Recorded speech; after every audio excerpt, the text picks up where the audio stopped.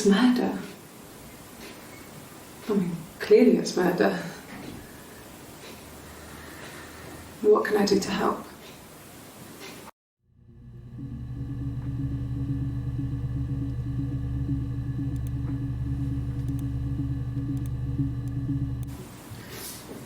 Yeah, that's me. But February, I mean, that was months ago. What's that got to do with Simon's murder?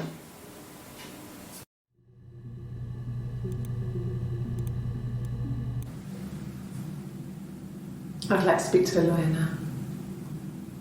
Please. You have no murder weapon. You have nothing. And all these stories we've been telling each other, just that. Stories.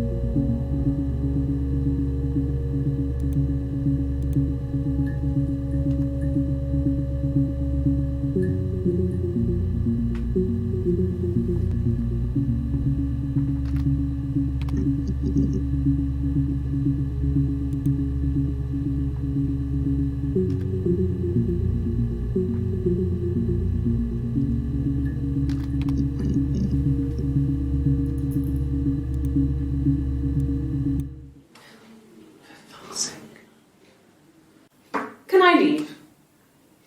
Are you going to arrest me? No. They'd laugh you out of the building. A lawyer would make mincemeat of you.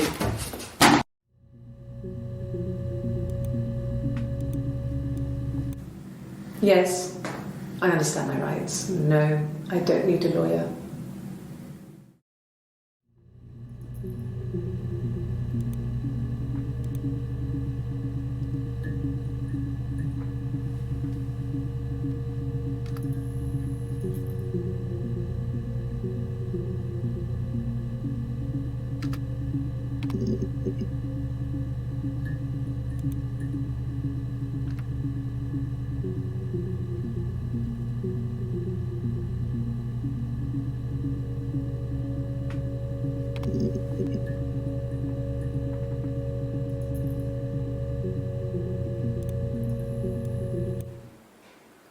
Black coffee, thanks. No sugar. I'm sweet enough as it is.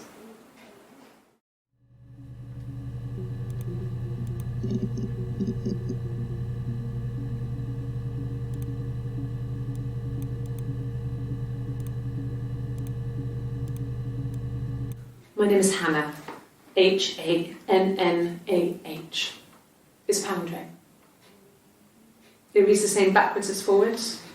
It doesn't work if you mirror it though, it's not quite symmetrical, but well, I mean, you get the idea. Sorry. Hannah Smith, I live at 31 Gladstone Street.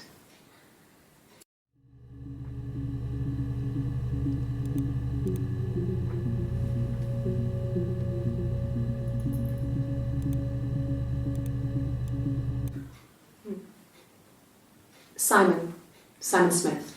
He works at Ernst Brothers Glass. They do windows, all kinds of glass. Simon does the more special work, mirror making, feature windows, artistic things, really beautiful things.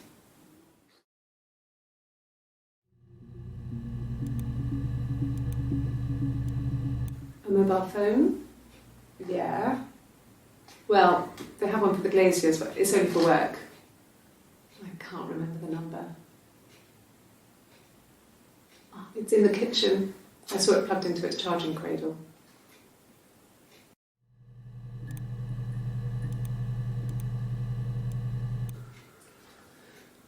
Simon is 6 foot, darkish blonde hair, average build. He's clean shaven. If his beard grows, it goes ginger, so he shaves it. I mean, not that there's anything wrong with ginger hair. And bought a photo. They said a spring photo. This was taken last year on holiday in Rome. It's the best one I have.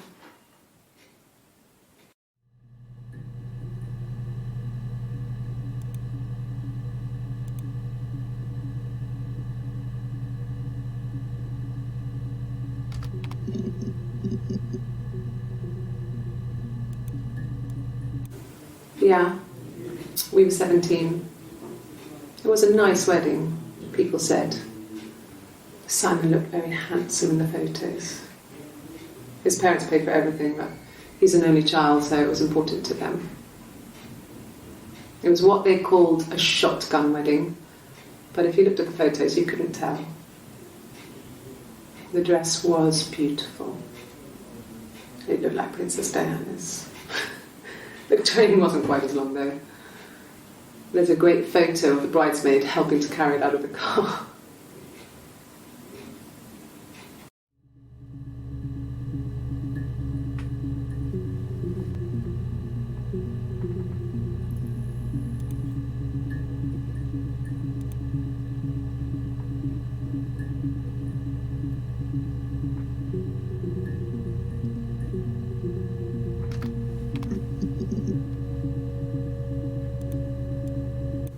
It's the Rockington Arms, the Rock. It's run by a nice couple, Peter and Susan.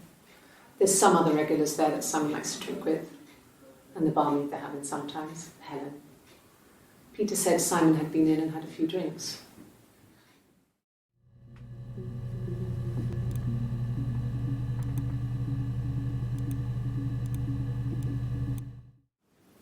Yes, there's an Amstrad one.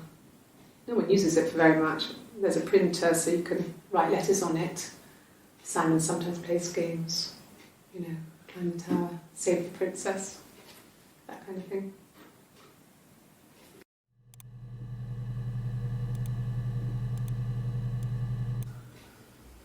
Simon isn't the type to run off or do anything crazy. Someone must have done something to him, or there must have been some kind of accident. So what do we do next?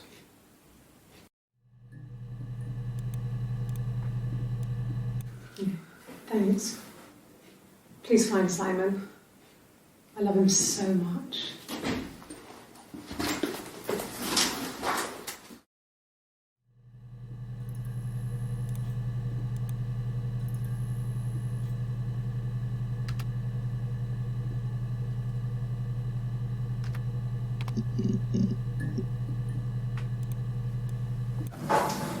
When beautiful people died, we always felt like it was a sign.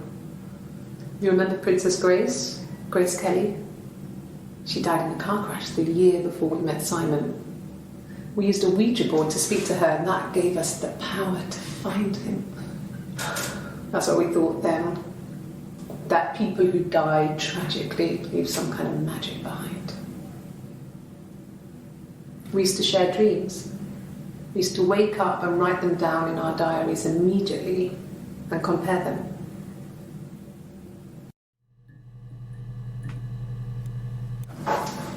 When beautiful people died, we always felt like it was a sign. You remember Princess Grace? Grace Kelly?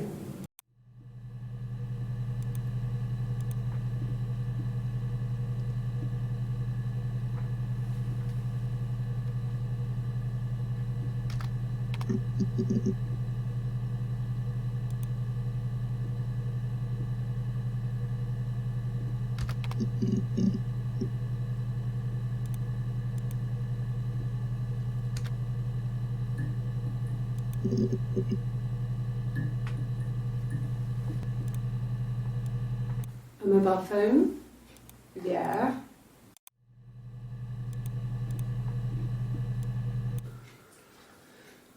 Simon is 6 foot, darkish blonde hair, average build. He's clean shaven. If his beard grows, it goes ginger, so he shaves it. I mean, not that there's anything wrong with ginger hair. I bought a photo. They said a spring photo. This was taken last year on holiday.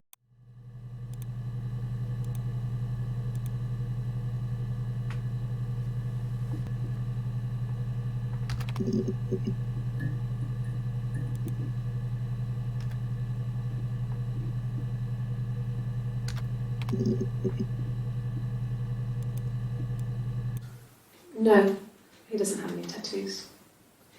He has a scar down here near his stomach, past his hip.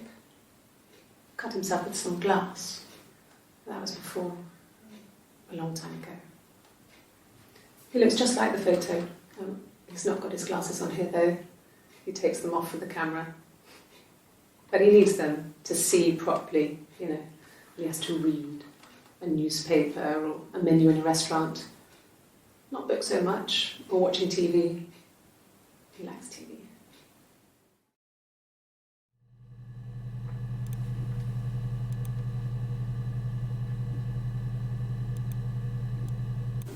Yeah, we were 17. It was a nice wedding, people said. Simon looked very handsome in the photos. His parents paid for everything, but he's an only child, so it was important to them. It was what they called a shotgun wedding, but if you looked at the photos, you couldn't tell. The dress was beautiful. It looked like Princess Diana's.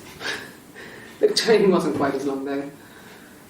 There's a great photo of the bridesmaid helping to carry it out of the car.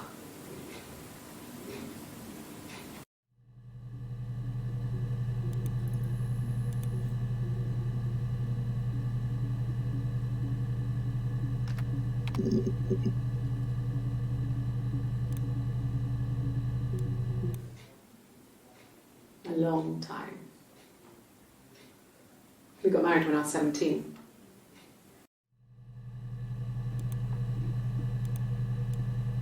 Childhood sweethearts. Something like that. Are you married, detective?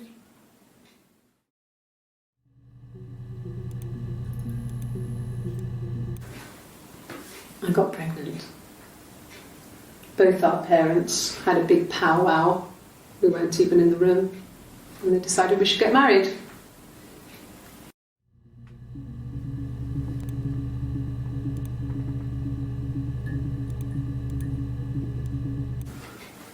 I guess you could call it that, but we were both happy to get married. It was a beautiful wedding. We had our first dance to Come Back and Stay. I'm not sure if that's a good wedding song, but I loved it.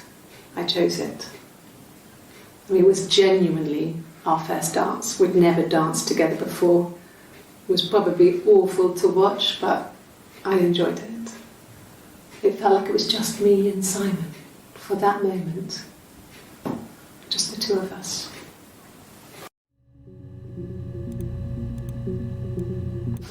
We spent the wedding night in a hotel in Brighton.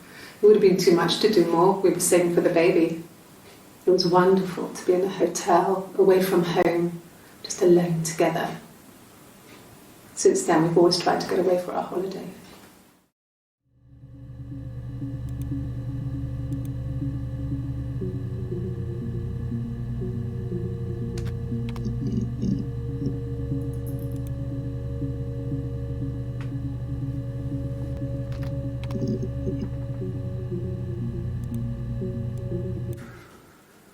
We couldn't afford our own place. Simon dropped out of school, went full-time at the Glaziers. That was Eric's generosity. We moved in with his mum and dad. They had a spare room for us and the baby, if it came.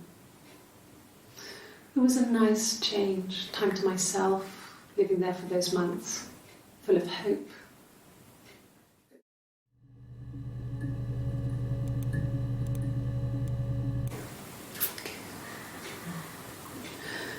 It was after dinner.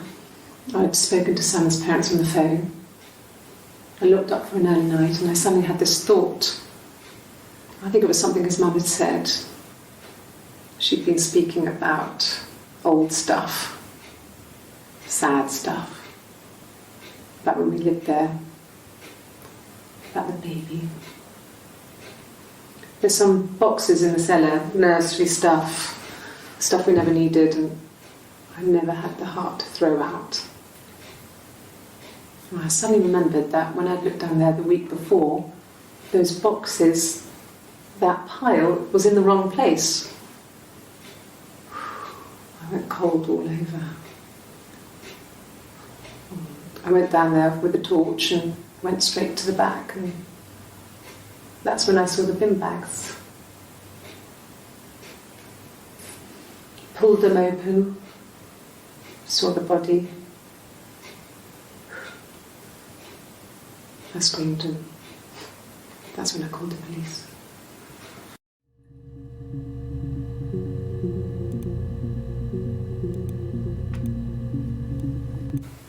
From when I woke up. Okay. I woke up. Simon was already up, and he made me birthday breakfast of eggs Benedict. We both had to go to work, so we saved presents till later.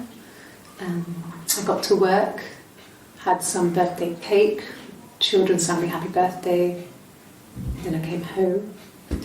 The birthday meal was a takeaway, and Simon gave me his present, which I didn't mind. And after that, we talked about the baby. It turned into a big argument. Simon left. I was furious. I wanted to get as far away as I could and get some space to think. So I left. Yeah.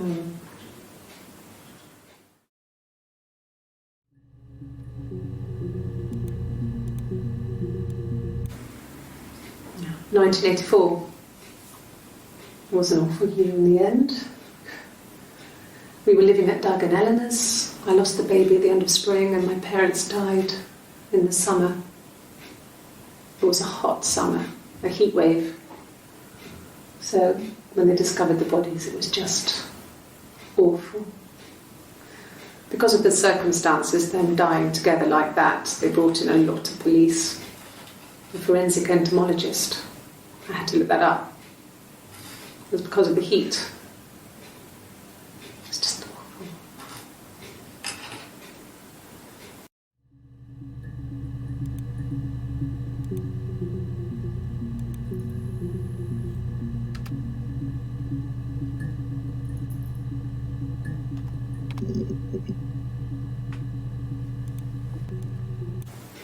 It's all that matters, really. The baby. Simon's dead, but the baby, that's how he will live on. Our baby.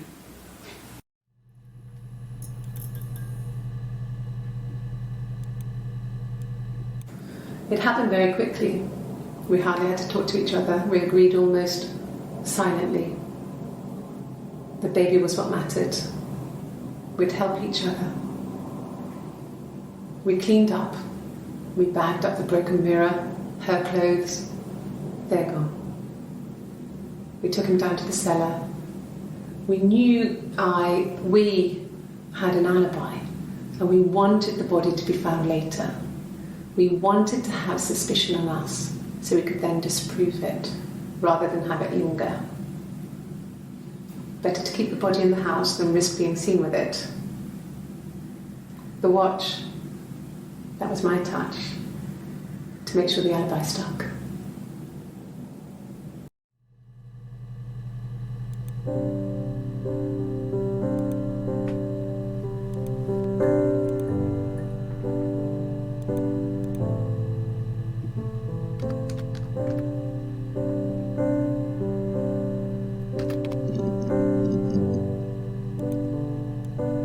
Like I said before, it was 3, something like that. I walked in, saw Simon. He was on the floor of the living room. His throat had been cut. There was a lot of blood.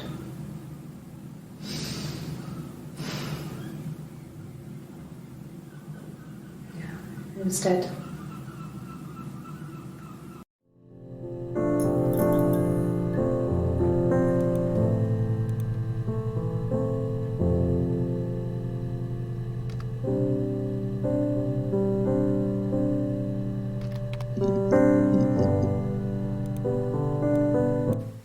He was wearing a shirt, a blue turtleneck shirt and jeans. He has a watch. It's a really nice one. That was a gift from his boss, Eric. He had his coat, a long grey duffel coat, like Paddington Bear. He would have taken that with him. It's not in the house.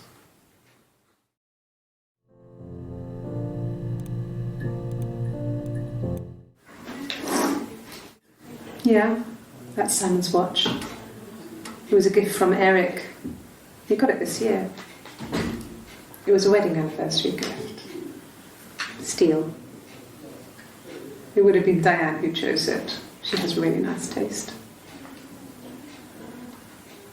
That time, it must eliminate me. I was in Glasgow then.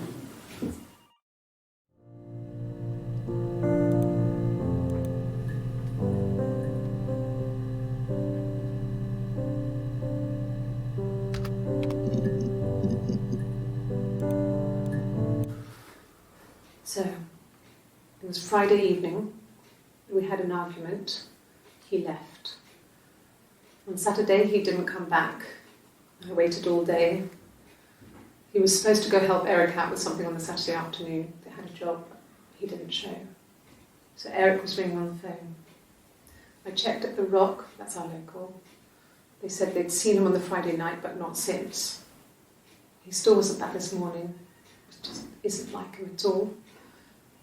Still not back by dinner time. It's getting dark again. So I decided to come and see you.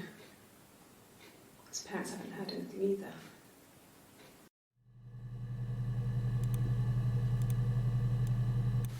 Yes, there's a car that we share, a Cavalier, and a van he uses for work. It's owned by Eric, but we look after it. Both of them are there now, parked in the street. I'm not sure about the keys for the van. I can look for you when I get back.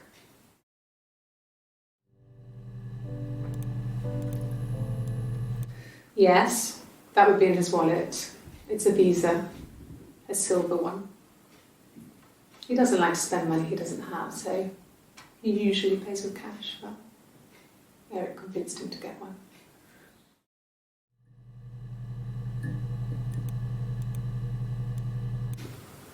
Well, Eric was like an uncle to him. They were pretty close. They spend a lot of time with each other, especially when they have to go to conferences. Have you met his wife, Diane?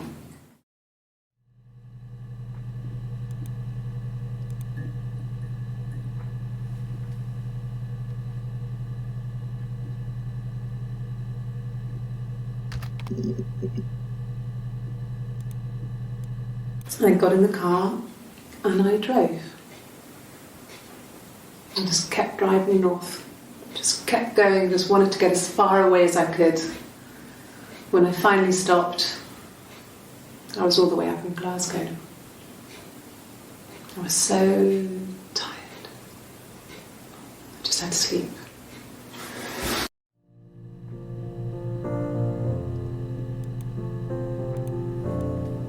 Yes. I got to Glasgow, I was exhausted, so I pulled over and slept in the car. I woke up because a rubbish truck went past. I got some petrol, bought a coffee and a pastry, tried calling someone from the payphone, and then headed back.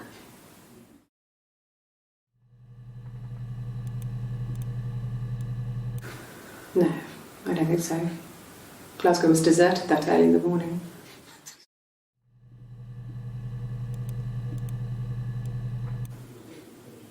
When I arrived in Glasgow, I was exhausted. The streets were empty. I was driving badly. And I hit a taxi. Not a big crash, just paintwork. The guy was so pissed off because I didn't have a driving license on me. But when I told him I was pregnant, he made sure I got to the hospital so they could check me out. It was fine. The hospital must have details when I was looked at. There's a scratch on the car.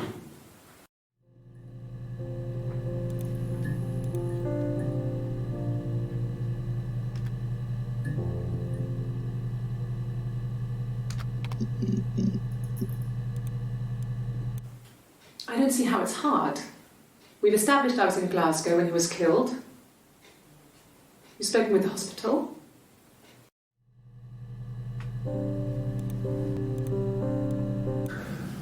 It's like I told you before, I drove. I took the car and drove. I don't have my own car, but I have a spare set of keys. I just drove north. I wanted to think, put some space between me and them. Everything I told you before is true.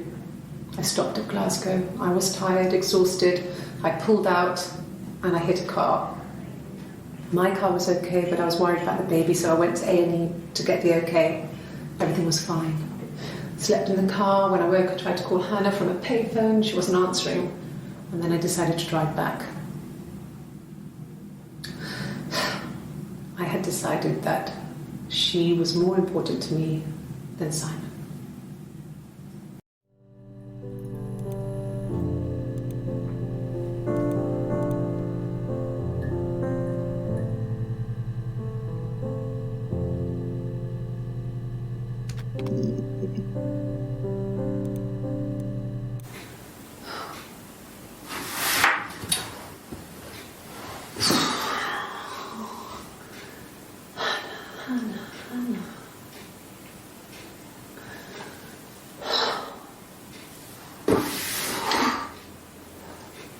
What are you doing talking about Eve?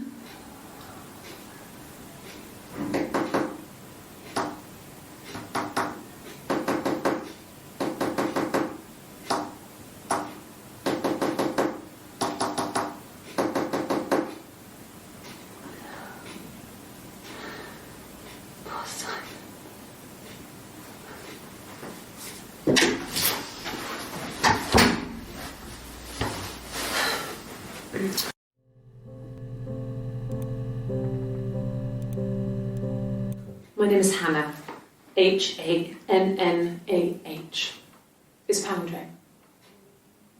It reads the same backwards as forwards. It doesn't work if you mirror it though, it's not quite symmetrical, but well, I mean, you get the idea. Sorry. Hannah Smith, I live at 31 Gladstone Street.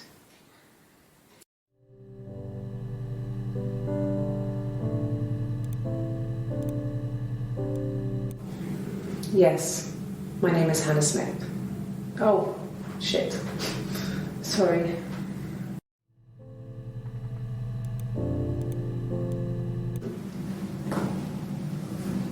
Across the road, where my parents first lived there, was a midwife called Florence. When Hannah was born, I was born at the same time. The midwife was there to help. I'd been throttled by the cord, probably wrapped around my neck by Hannah. The midwife told my mother I was dead. But I wasn't. She wrote all this stuff in a diary. Amazing what people will admit to on paper.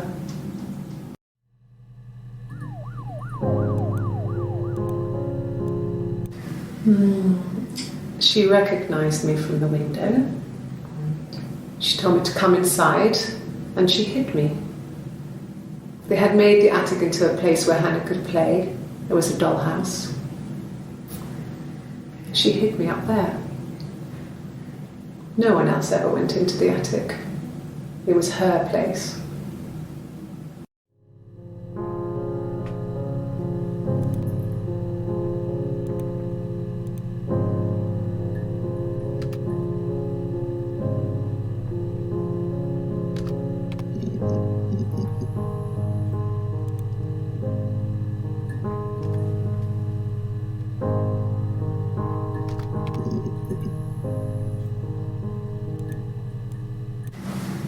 Florence raised me in her home.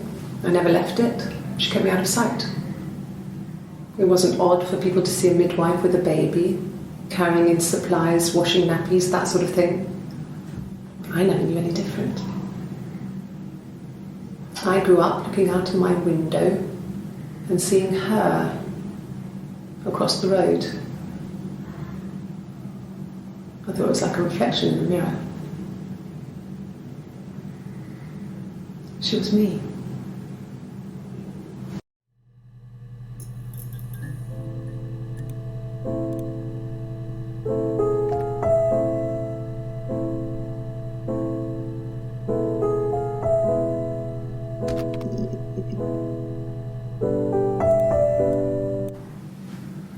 Florence took me home with her. Mother hadn't been expecting twins and had a healthy baby. I guess she was just happy for Florence to clean up, take away the evidence that this was anything but a happy occasion.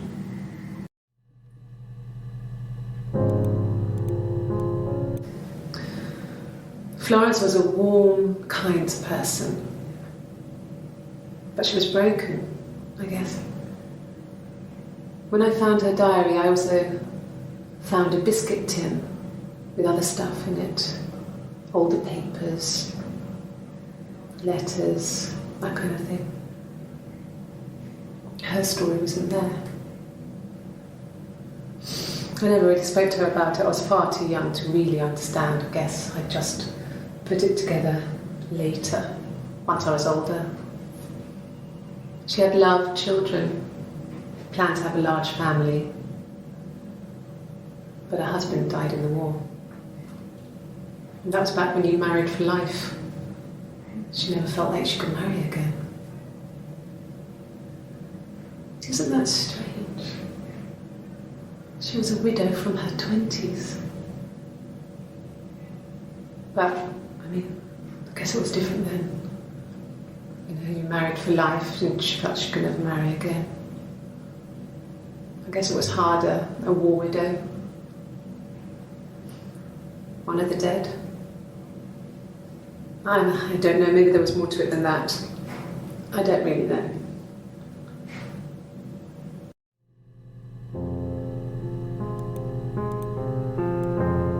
No, it was just me. and her. Eve was the name they were going to call their first child. They talked about it and were going to try when he came back. Florence's family had a history of firstborn girls, so they were convinced it was going to be a girl. It's hard to know if this is all true. These are stories I remember, that I read when I was a child. Maybe I misread, maybe I misunderstood. Sometimes it's hard to remember what happened last week.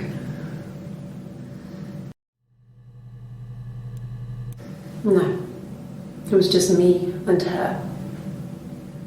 Eve was the name they were going to call their first child. They talked about.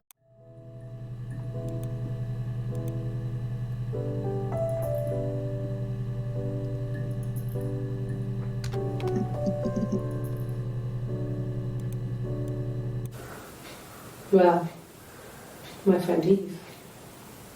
I mean, she was a friend from when I was a kid, and she was always more popular with the boys, and I used to hate her for it. I mean, really hate her sometimes.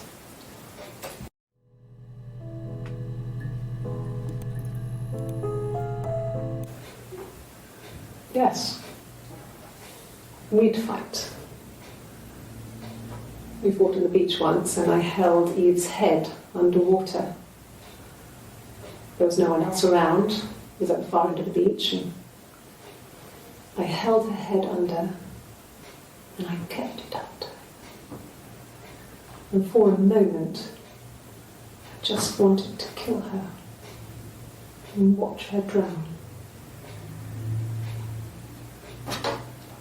But that was it. It was just a moment.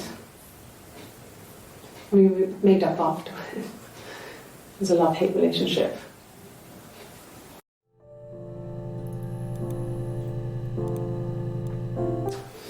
A police station. Yeah. When I was young, we ran away on my birthday.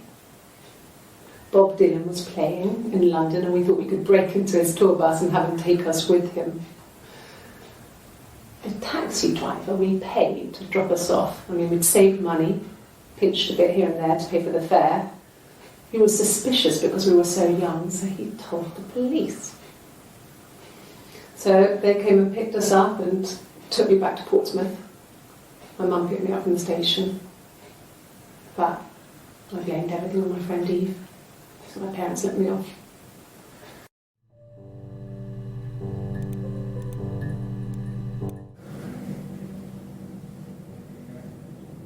My mother called me Eve.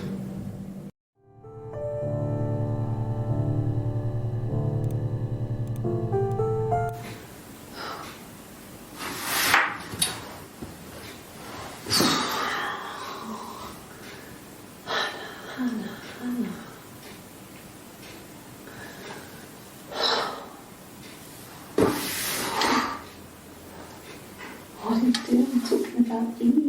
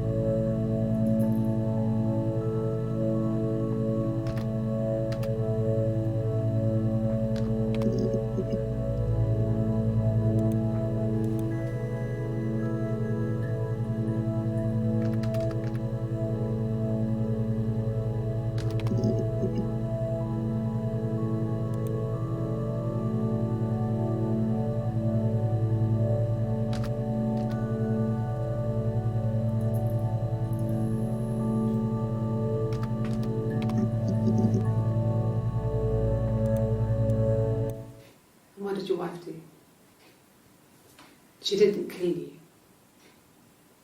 You think I killed Simon because he was having an affair? Well, I didn't kill him. I wasn't even there. I was in Glasgow worrying about whether my baby was still growing inside me. I mean, why would I kill Simon? I loved him.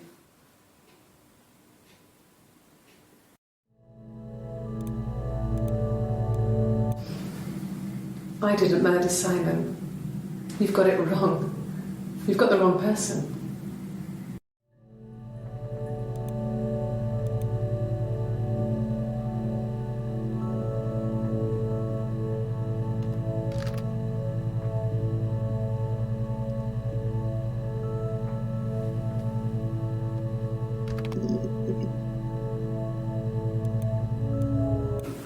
No. I lost the baby. I had a miscarriage at 8 months. We carried on living at Simon's parents until, well, it was only a few months after.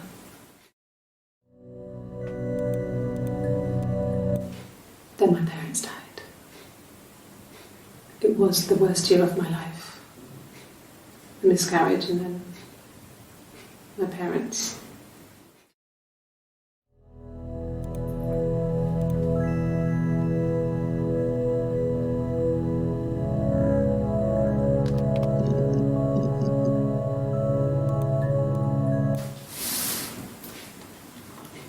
She's crying, I guess.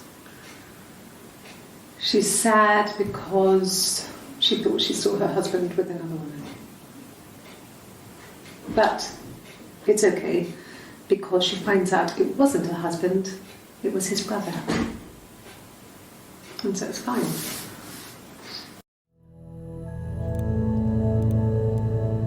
An affair.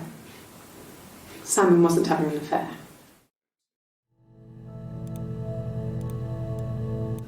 No, I have never been unfaithful.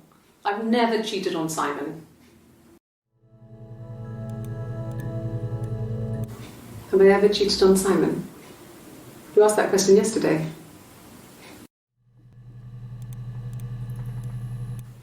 Simon never cheated on me. He was devoted to me, and I was devoted to him. Nothing in life is easy. We were good to each other. Life isn't a fairy tale. You do what you can.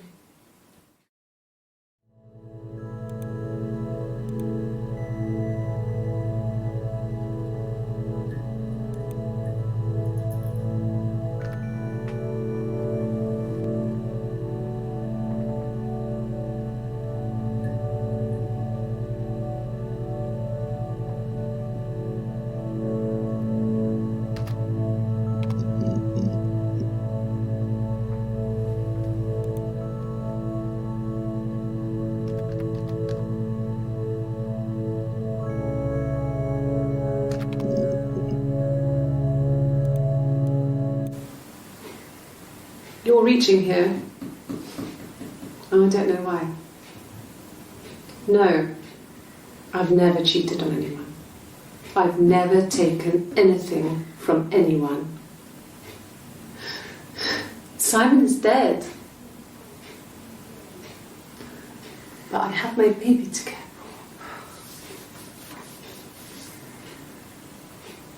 for. Why are you trying to make me sad? Why are you so obsessed with sex and affairs? You cheated on your wife.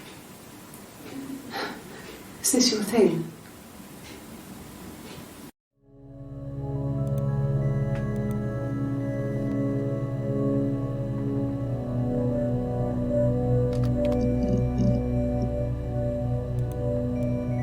Yes. I inherited it from my parents, so it made sense to move back, me and Simon. Felt like going back to old ways before the pregnancy. Reminded me of being a girl, a dollhouse in the attic, old things. We didn't sleep in my parents' bedroom for a long time. We decorated it as soon as we moved in, but it was another year before we started sleeping there.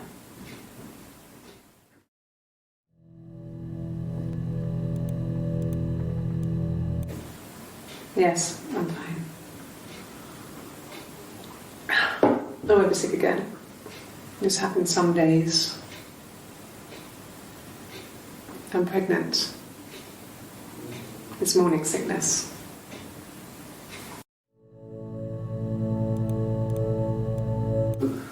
No. Well, yes.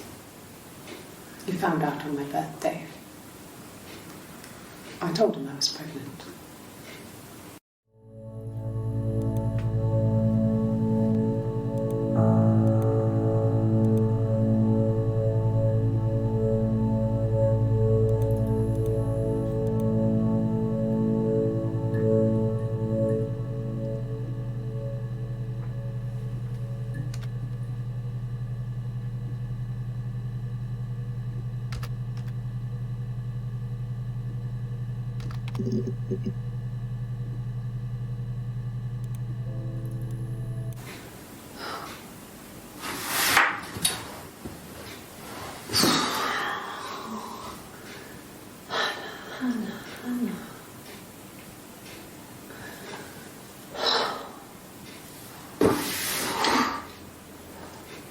What are you doing talking about Eve?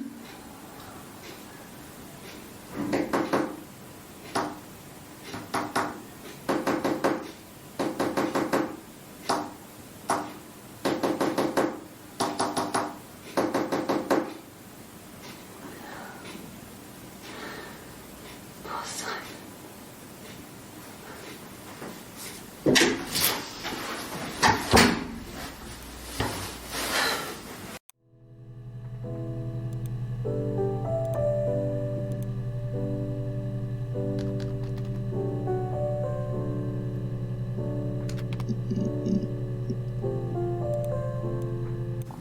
Mum and Dad had never had any reason to notice. They were always busy. If Hannah was eating a lot, they didn't mind. She didn't put on any weight. That girl has a healthy appetite. If they heard us talking in the attic, they just thought it was Hannah playing one of her games, and that Eve was our imaginary friend. Once, she was already up and dressed and ready to go to school, and I snuck down for a piss.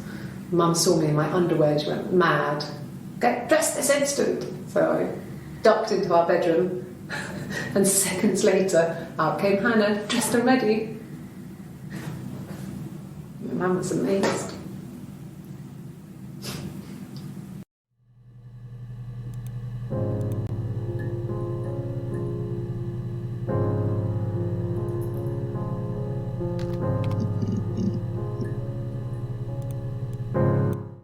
Yes, I read a lot as a child and watched lots of TV. Then the doll's house we had, we still have in the attic. It's kind of a fairy castle.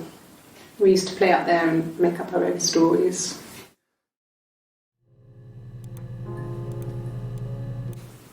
Could the hairs have come from somewhere else? I mean, could they...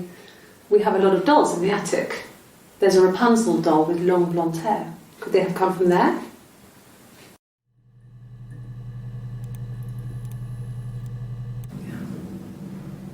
I'm not sure where the dollhouse came from. I don't know if it was given to them or they inherited it. I mean, they wouldn't have had the money to buy it. It was so huge. It must have been taken up to the attic in parts and then reassembled up there. It's a beautiful thing.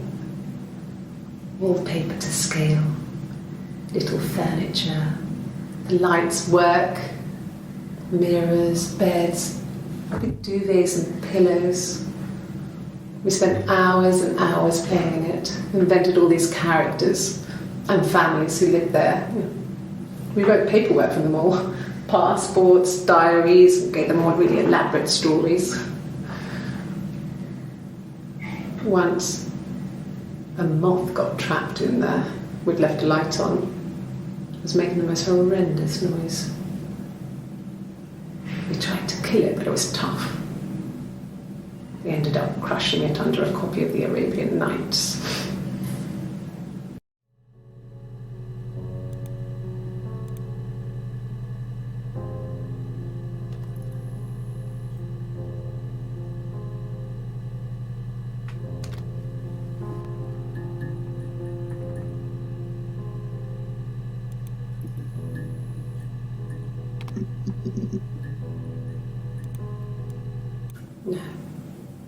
the parents decided there would be a wedding.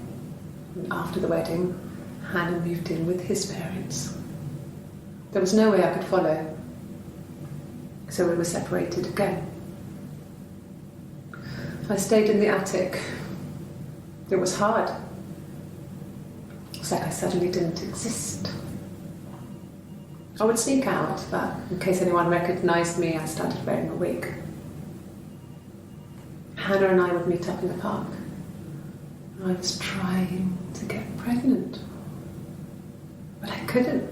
I couldn't do it with anyone we knew, so it was sex with strangers, drunk guys I'd met in clubs, parks and alleyways. I was 17. It felt like I was being punished. But it was Hannah who had betrayed us. I had to stop when one of the guys gave me an STD.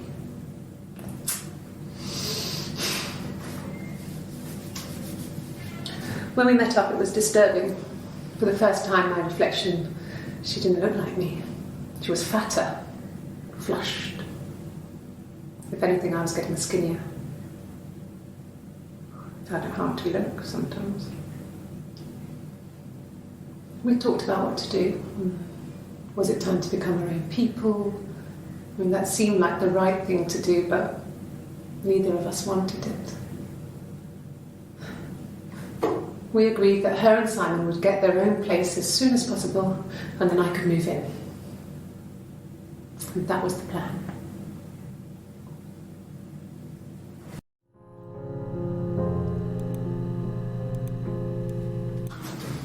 The legal stuff was completed very quickly. Hannah moved back in with Simon.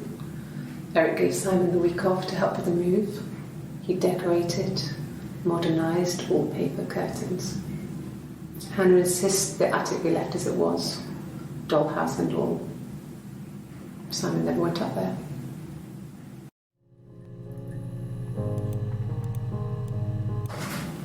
It lasted about 6 months. I tried to carry on, but everything was different. Hannah insisted I not pretend to be her around Simon, let alone sleep with him. We didn't share him like the others. The rules had changed. Me living in the attic had become weird in a way it hadn't been before.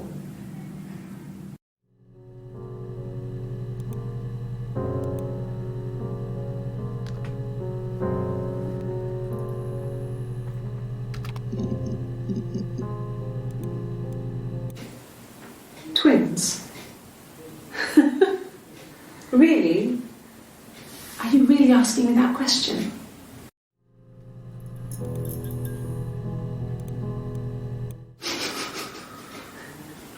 Are you out of your mind? Twins?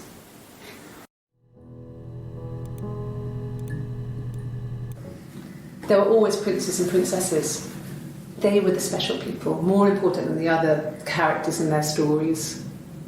We knew we were like that. Twins. Magical. We were the princesses. We had a poster of Princess Diana from the newspaper up in our attic. Had a pride of place. And underneath we used to put all our special things. When her engagement was announced, we were obsessed with everything she did. And later, when her life went so bad, we felt for her. Her divorce last year just kind of drew a line under things.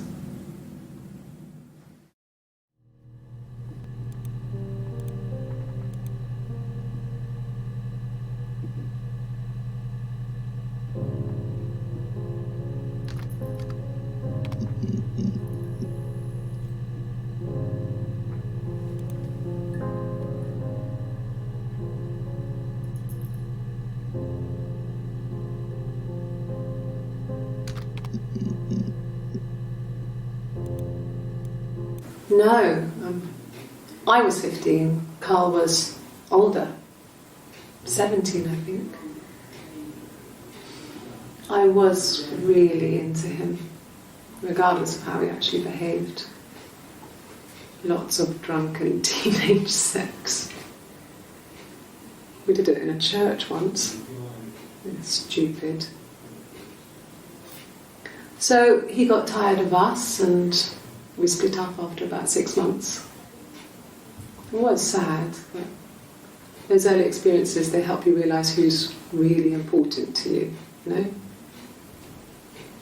Family.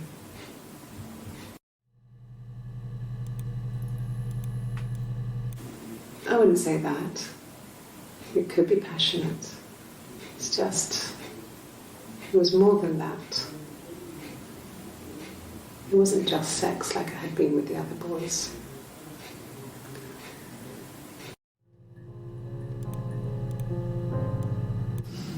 Differences? She's a better driver than me. She passed the test for us. I tried to take it and nearly crashed the car. Learned that you can't rely on confidence to get you through everything. She is the shy one. She was especially shy around boys. If Hannah liked a boy, I would have to pursue him. It was that way with Carl. Hannah met him first. She had such a crush. I let him take my virginity after a night that his band had played at. It got difficult. When I was with Carl, we would have sex, but Hannah couldn't let him see she was a virgin. She had lots of excuses. After a while, we decided that I should take Hannah's virginity.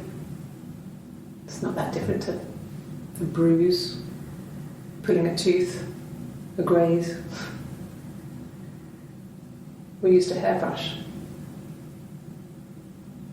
After that, we took it in turns, though. I was always the one who seduced the boys. Until Simon.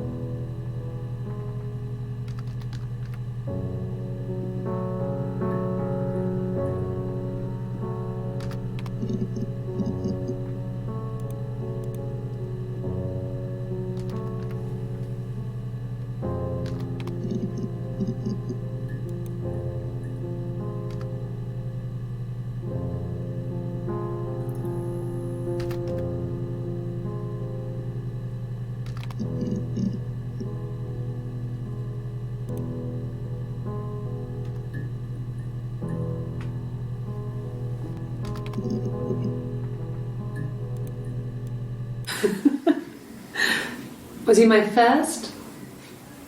No need to be so coy. No, he wasn't my first. That would have been Carl. He was a local boy in a band. He was a bit of a shit. But he was sexy. We were 15.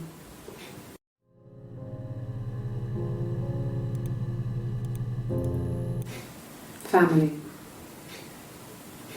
So, Carl fucked off, and then there were other boys here and there, and then Simon.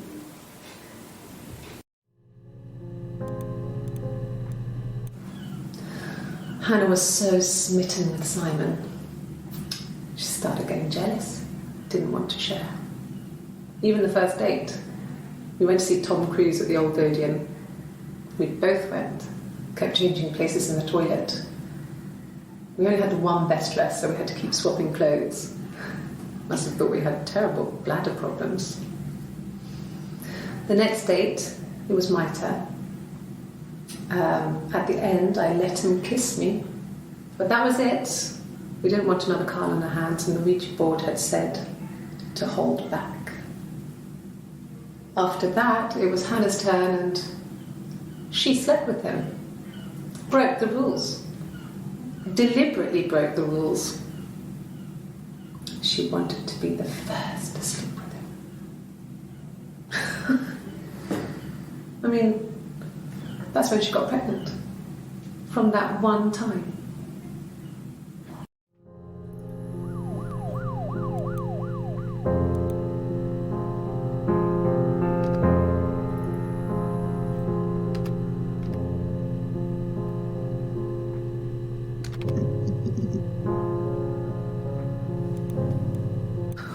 Can you imagine? I tried. I tried to get pregnant too, but it didn't happen. I slept with so many boys, men. My body refused. I think my period stopped because hers had. I was pretty ill. I mean, how could we stay the same now? Felt like Hannah had really fucked things up. Set us down separate paths. We had become different.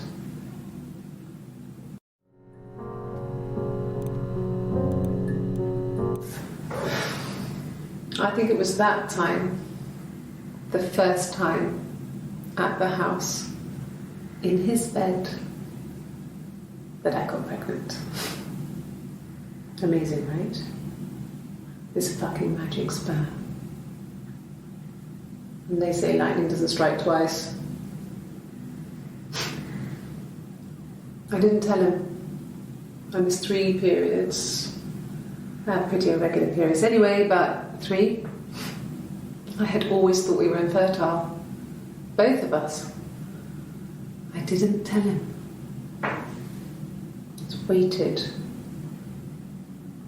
Hannah and I were meeting for our birthday, and I told her because I thought she would be happy for us both. I think she was.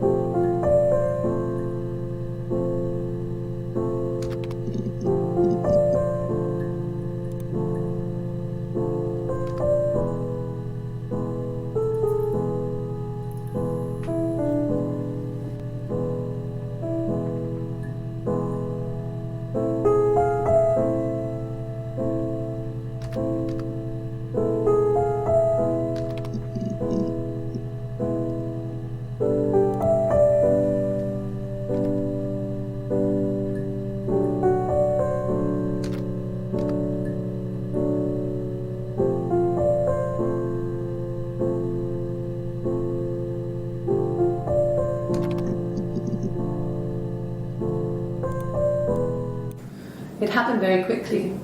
We hardly had to talk to each other. We agreed almost silently. The baby was what mattered. We'd help each other. We cleaned up. We bagged up the broken mirror, her clothes. They're gone. We took him down to the cellar. We knew we had an alibi, and we wanted the body to be found later. We wanted to have suspicion on us so we could then disprove it rather than have it linger. Better to keep the body in the house than risk being seen with it. The watch, that was my touch to make sure the alibi stuck.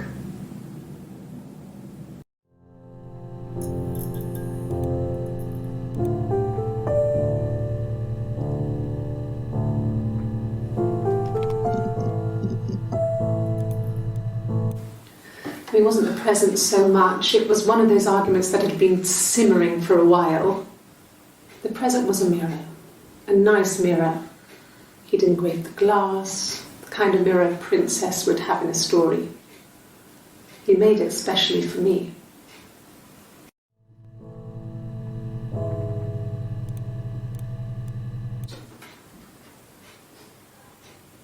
His body didn't look real. And his throat. It looked like his throat had been cut.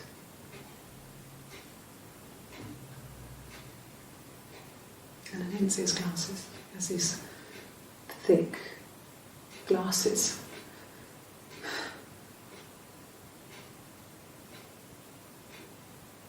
He doesn't always wear.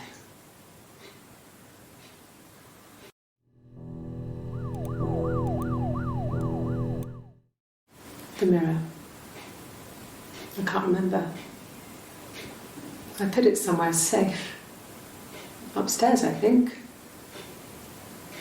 I haven't looked at it since.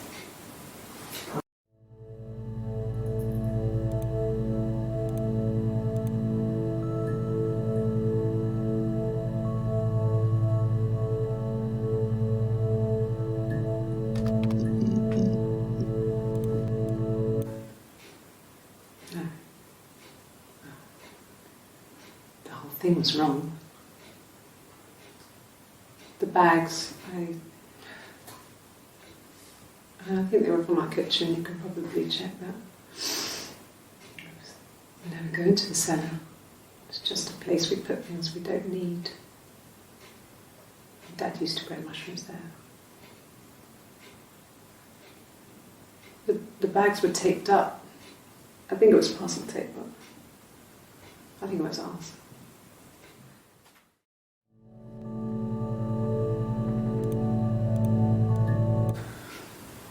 Well, fine, considering. I got back into the house today, and that was weird, knowing your people have been there through my things. It's like I've been burgled. I mean, worse, obviously. I don't know. I haven't looked in the cellar yet. They sent a cleaner in, as good as new, he said. But they had to throw some stuff out. Couldn't get the blood out. And I'm still waiting to hear from the coroner so we can get a date set for the funeral. It's going to be a cremation. So,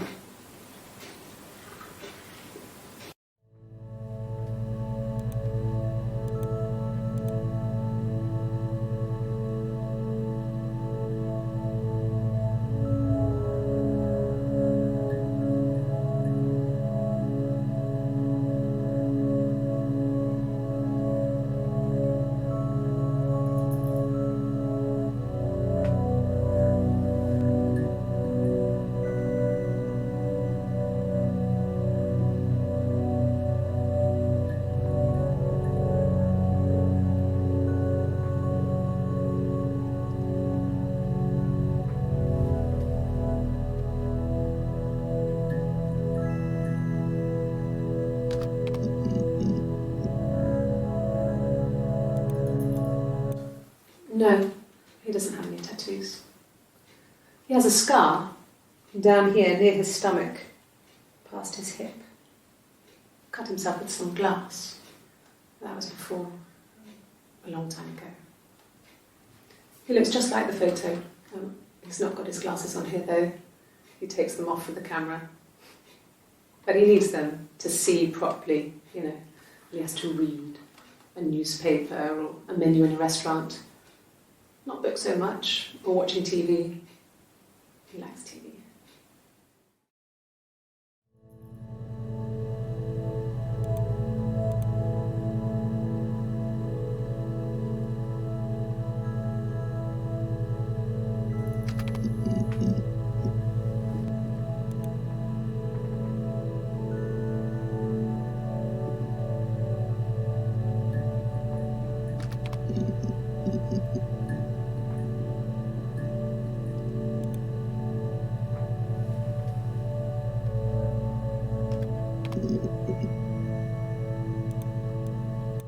Suicide?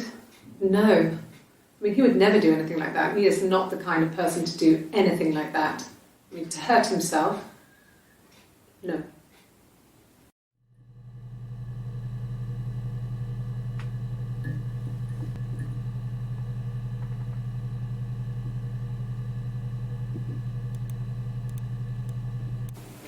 Fine.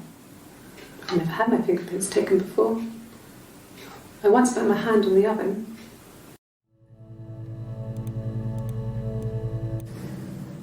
If one of us got hurt, the other one would have to be hurt too.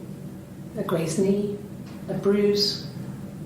When I lost my tooth first, we had to pull out Hannah's to match. Once, I slept with a boy who was seeing another girl. The girlfriend came up to Hannah the next day and punched her in the face, gave her a huge black eye. That night, she had to do the same to me. But she almost went too far. I couldn't see out of that eye for days.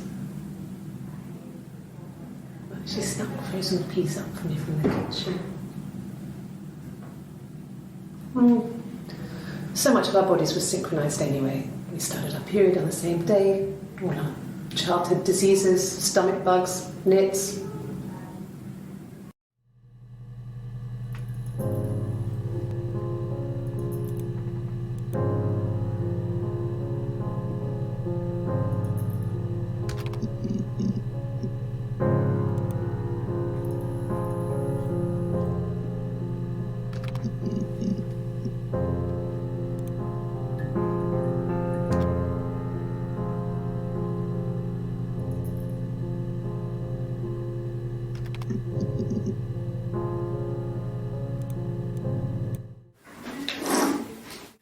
Yeah, that's Simon's watch. It was a gift from Eric. He got it this year. It was a wedding anniversary gift. Steel. It would have been Diane who chose it. She has really nice taste. That time, it must eliminate me. I was in Glasgow then.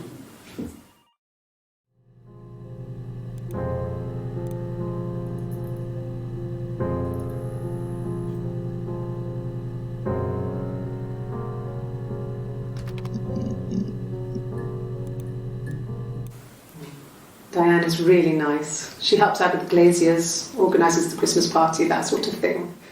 They have 2 kids, really sweet kids. She used to look out for me when I worked there.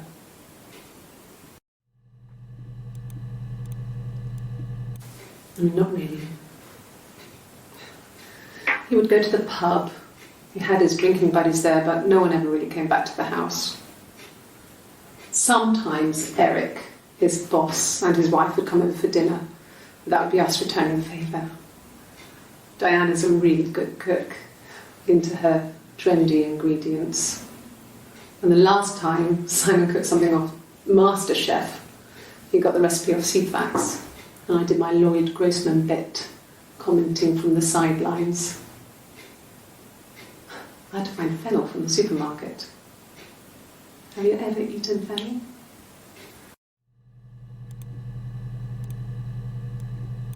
Not really. He would go to the pub. He had his drinking buddies there, but no one ever really came back to the house. Sometimes Eric.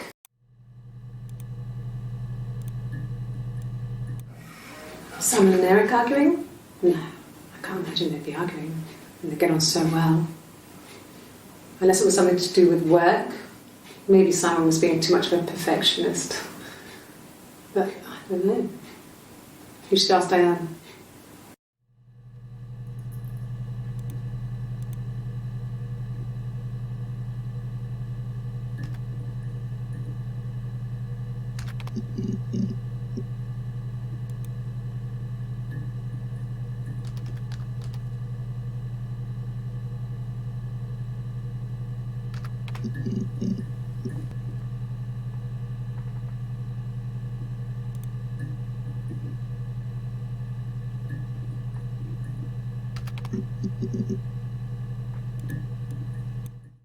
No. I think he spoke to Helen. She said he was upset about her argument, but I'm not sure what else he said. He likes Helen. He likes blondes.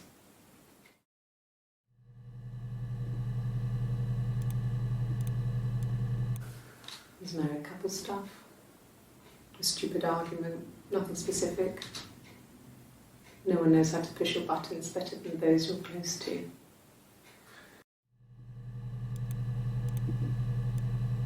No. I mean, yes, we have arguments, but he never runs off.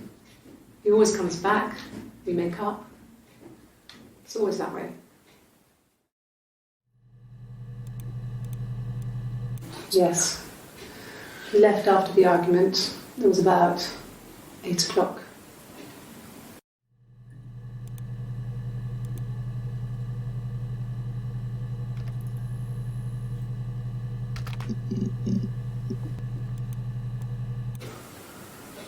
wasn't in the house all of Friday night.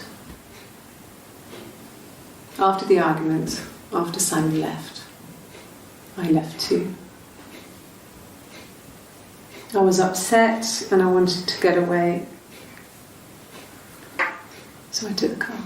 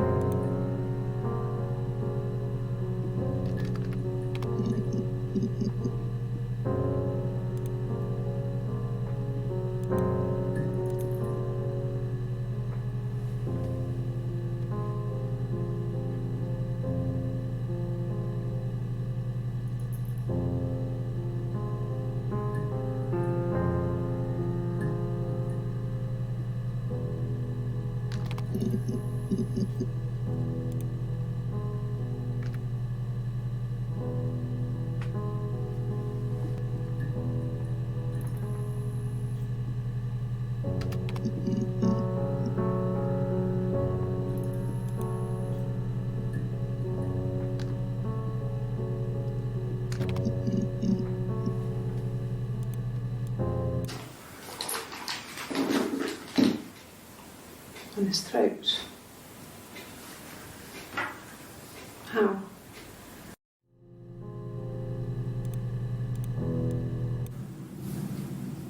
Her story is that she'd waited for him to come back. She put on my wig, some of my clothes, pretended to be me. They talked. She'd enjoyed being me. He said he wanted to be with me. Then he took out a present, another mirror, just like the one he'd given her earlier. That unique present. She went crazy, smashed the mirror. They argued, screamed. He hit her. So she grabbed a piece of the mirror and just swung it round. She cut his throat clean open. She'd only meant to scare him off.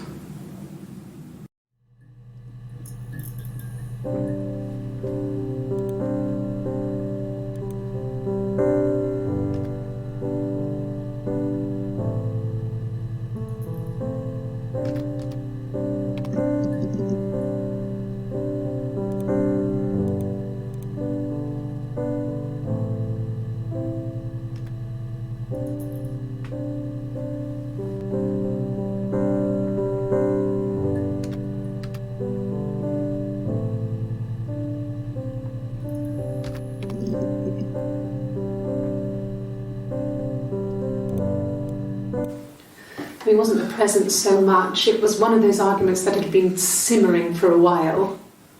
The present was a mirror, a nice mirror. He'd engraved the glass, the kind of mirror a princess would have in a story. He made it specially for me.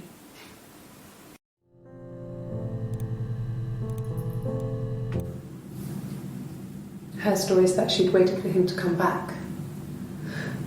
She put on my wig, some of my clothes, pretended to be me. They talked. She'd enjoyed being me. He said he wanted to be with me. Then he took out a present, another mirror, just like the one he'd given her earlier. That unique present. She went crazy, smashed the mirror. They argued, screamed. He hit her. So she grabbed a piece of the mirror and just swung it round. She cut his throat clean open. She'd only meant to scare him off.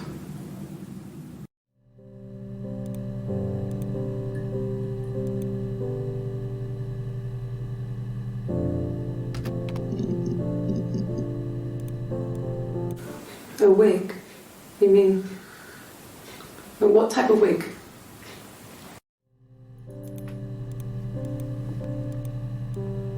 No, I've never worn a wig. What kind of wig?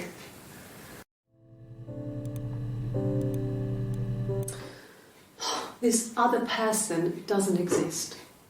I don't know what the blonde wig is, but it could be anything. Have you looked at the cat flap?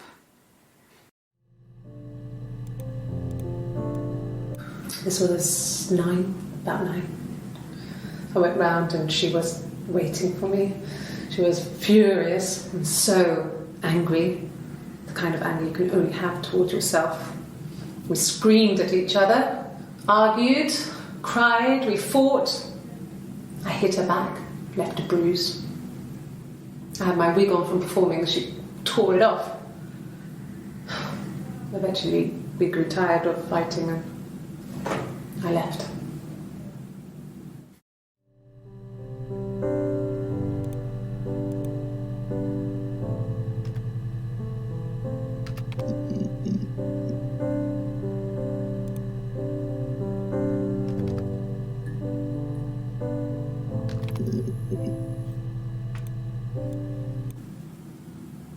She was sat behind him. She had my wig on. And she'd been there all day.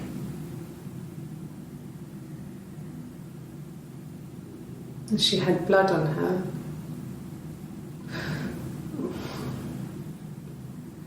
And she was in shock.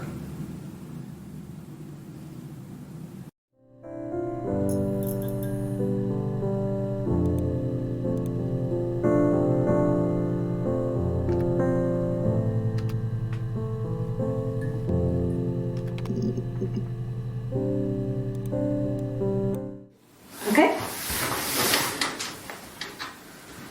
I've given blood before. Do you need to take that for your records?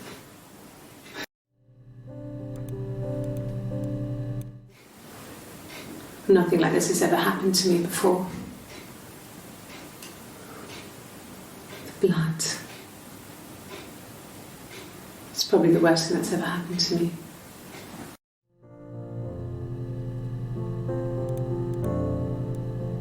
Like I said before, it was 3, something like that. I walked in, saw Simon. He was on the floor of the living room. His throat had been cut. There was a lot of blood.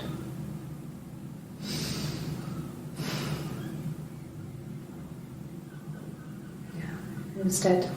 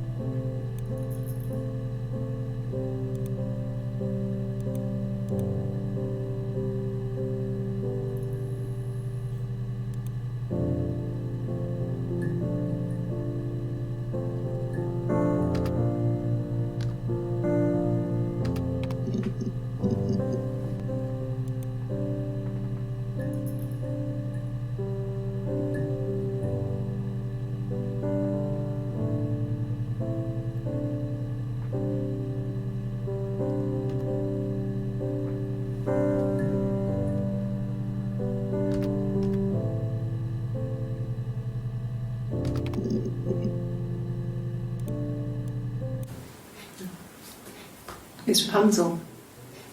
The story starts when she's born. Mother Gothel, a witch, takes Rapunzel from her parents and keeps her locked up in this tower. Rapunzel gets pregnant by the prince, and Mother Gothel is furious, so she cuts off her hair and throws it. Actually, her hair's already short here, so that's already happened. So she throws her into the wilderness, and Rapunzel is reunited with the prince, who's blind, but she kills him with her tears, and so it's a happy ending. Is that too much?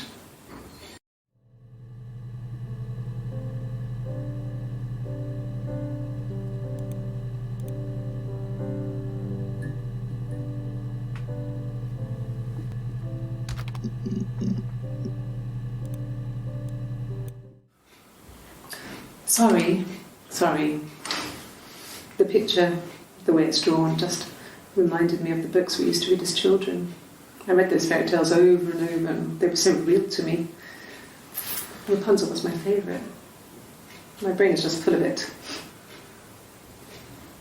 Are any of these in colour?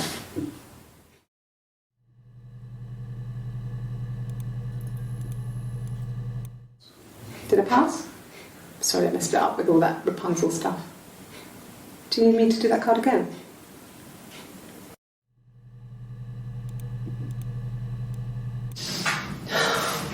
We were obsessed with fairy tales. Not just the pretty ones, but the traditional ones. They were dark and real, bizarre and violent. Felt like life. We had this huge old book that I think Mum must have bought from a library sale. The illustrations had thin tracing paper over them to protect them.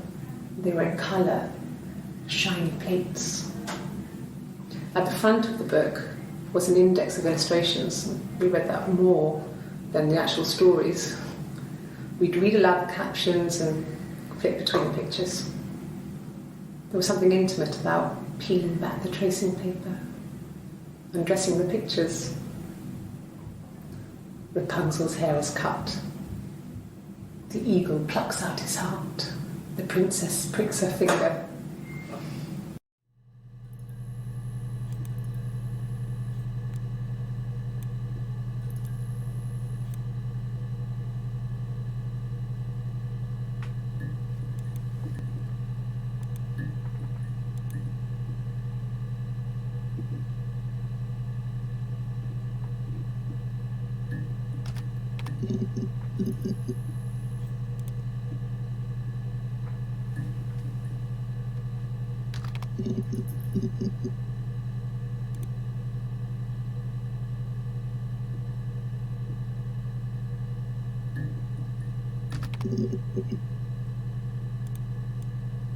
And the Glaziers.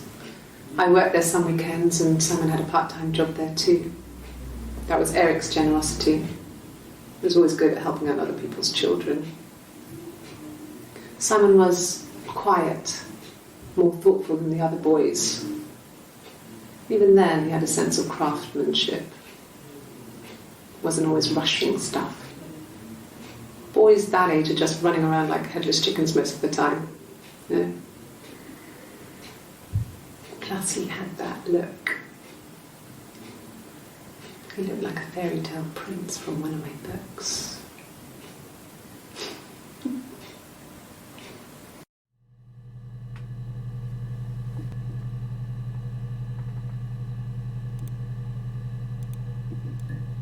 Well, she wasn't my real mother, but she raised me.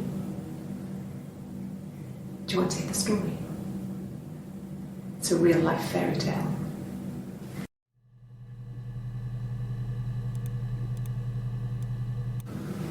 Fairy tales. Stories about lost princesses, evil witches, magical mirrors and lost children.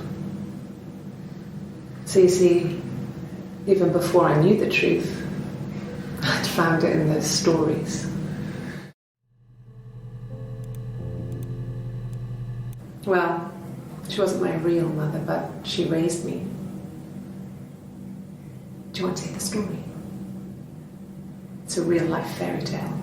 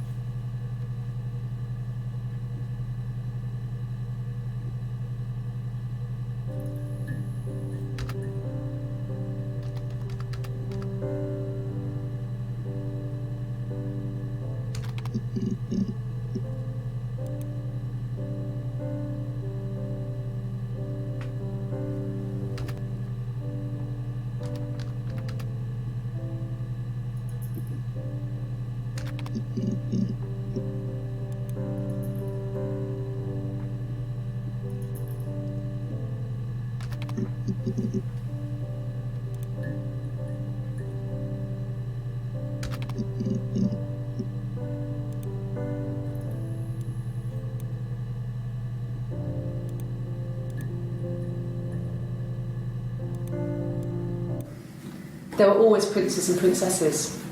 They were the special people, more important than the other characters in their stories. We knew we were like that. Twins. Magical. We were the princesses. We had a poster of Princess Diana from the newspaper up in our attic.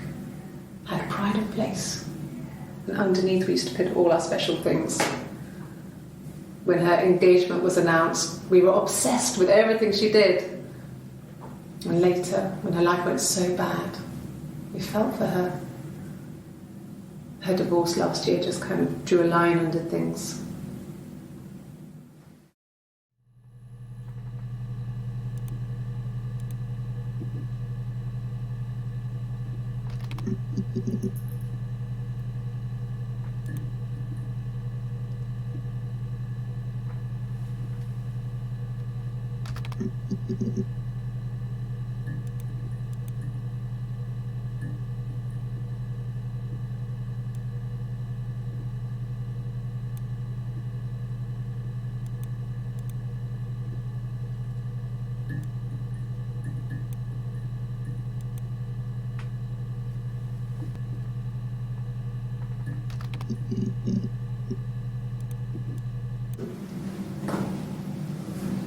Across the road, where my parents first lived there, was a midwife called Florence. When Hannah was born, I was born at the same time. The midwife was there to help. I'd been throttled by the cord, probably wrapped around my neck by Hannah. The midwife told my mother I was dead, but I wasn't. She wrote all this stuff in a diary. Amazing what people will admit to on paper.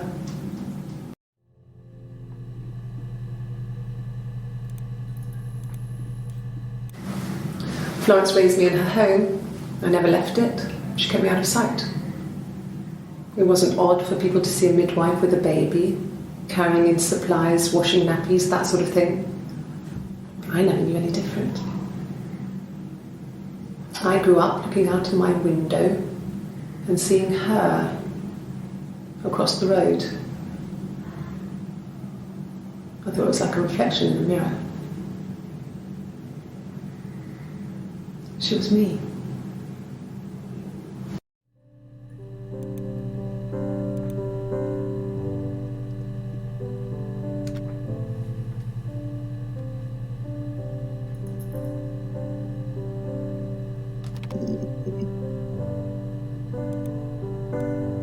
No, he doesn't keep a diary. That's my thing. I've kept one, well, as long as I can remember, since I was a girl. It helps make sense of my day. And when you're forced to put something into words, it just gives you perspective. Everyone's on the same page.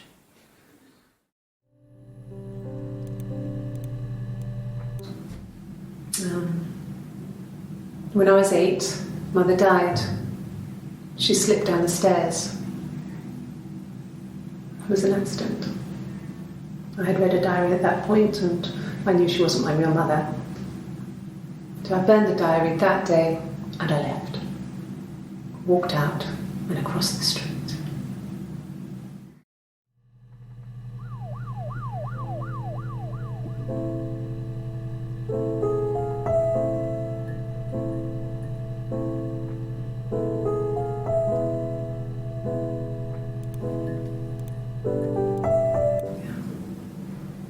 I'm not sure where the dollhouse came from. I don't know if it was given to them or they inherited it. I mean, they wouldn't have had the money to buy it. It was so huge. It must have been taken up to the attic in parts and then reassembled up there. It's a beautiful thing. Wallpaper to scale, little furniture, the lights work, mirrors, beds, big duvets and pillows. We spent hours and hours playing in it, invented all these characters and families who lived there. We wrote paperwork for them all, passports, diaries, and gave them all really elaborate stories. Once, a moth got trapped in there. We'd left a light on. It was making the most horrendous noise. We tried to kill it, but it was tough. We ended up crushing it under a copy of the Arabian Nights.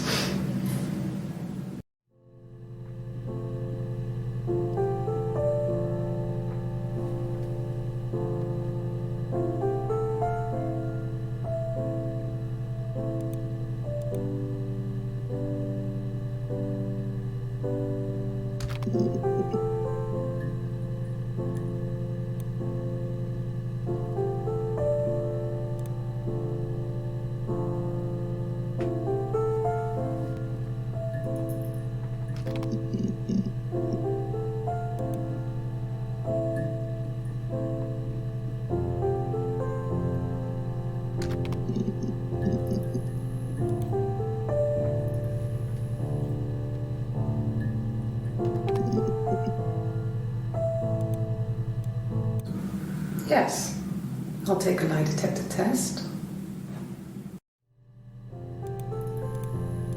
I've never taken a lie detector test before. Does it really work?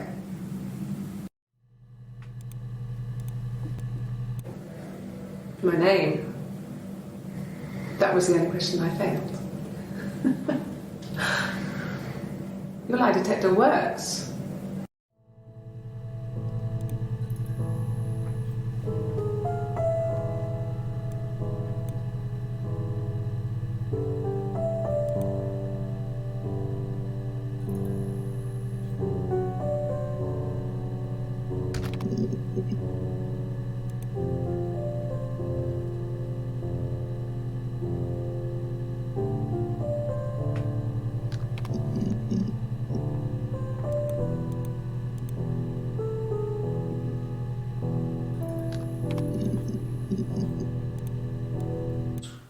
He has a wallet, a huge silly thing, leather, real leather, I think.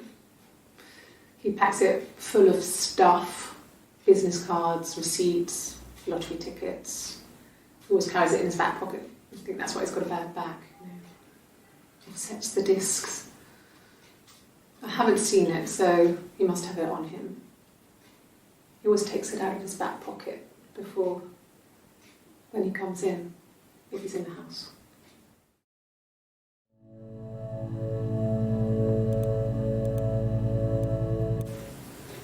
I mean, I don't know. Something must have happened to him on his way home. He could be hurt. I mean, why hasn't he phoned? I don't know.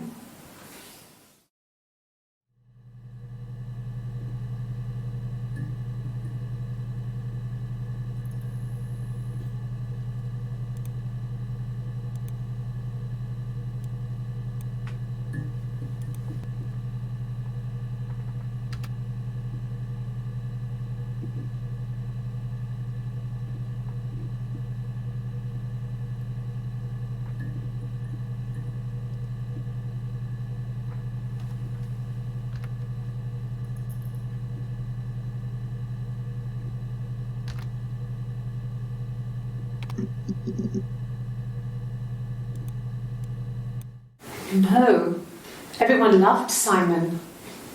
He's a glazier, he doesn't have much money. I mean, I don't know. I don't know.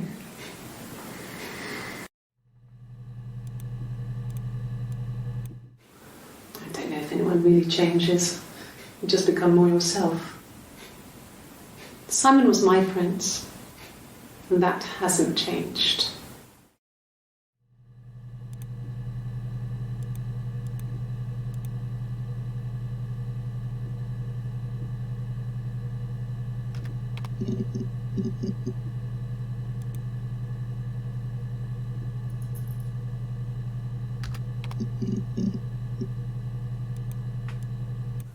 Sure, yes, of course, if that would help. Will you phone the house to let me know when you want to come round? Then I can make sure that I'm there.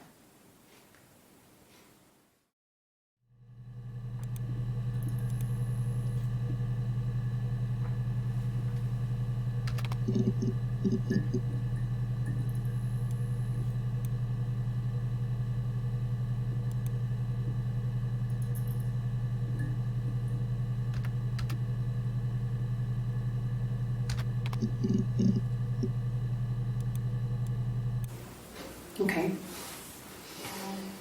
I parked up on the street. It was busy, so I had to park down the end of the road.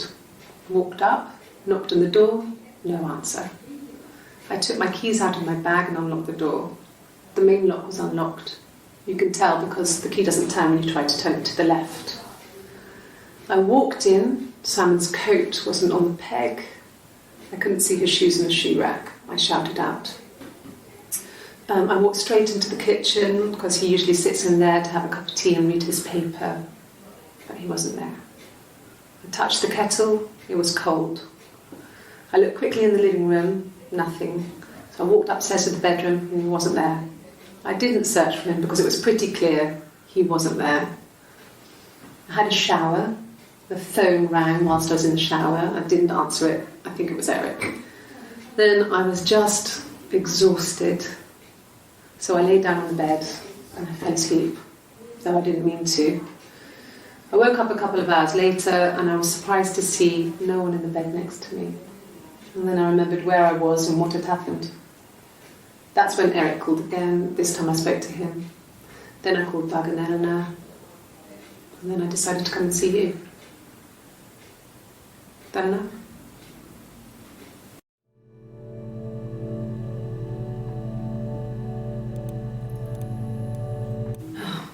Okay. I parked up on the street. It was busy, so I parked down the end of the road. I walked up to the house. I knocked on the door. No answer. I took my keys out of my bag, unlocked the door. The main lock was unlocked. I could tell because the key wouldn't turn when I tried to turn it to the left. I walked in. Simon's coat wasn't on the peg. I couldn't see his shoes on the shoe rack. I shouted out for him. I walked straight into the kitchen. He usually sits in there to have a cup of tea and read his paper. He wasn't there. I touched the kettle. It was cold. I looked quickly into the living room. Nothing. I walked upstairs to the bedroom. He wasn't there. I didn't search for him because it was pretty clear he wasn't there. Then I had a shower. Whilst I was in the shower, the phone rang. I think it was Eric, his boss. I didn't answer it. Then I came out and I was just exhausted. So I lay down on the bed and I fell asleep, but I didn't mean to. I woke up a couple of hours later and I was surprised to see no one in the bed next to me. And then I remembered where I was and what had happened. That's when Eric called again. I spoke to him. Then I called Simon's parents. And then I decided to come and see you. That enough?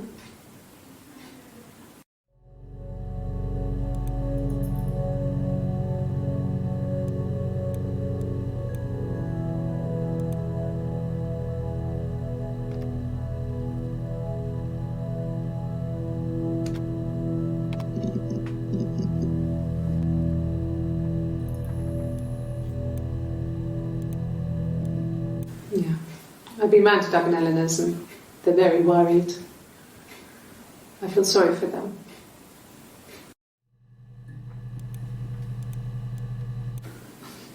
I got a job to contribute, you know. Doug knew someone and I got a job as a dinner lady at the primary school.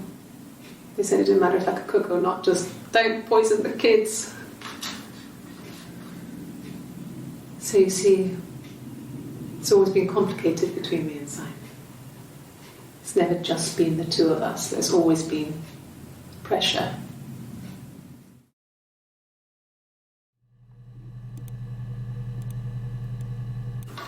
I hoover, I dust every week, maybe less.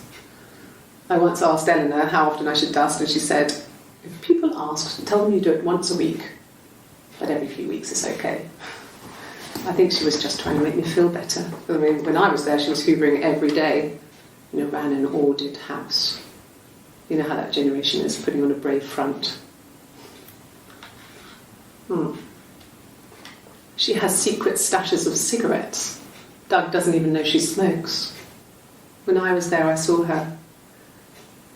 She has these sort of porcelain vases, ornamental, next to the Reader's Digest books. Cigarettes inside. And she still has them. I mean, last time I was there, I looked in a vase. There was a fresh pack. I mean, all those years of marriage, and she still has a secret like that.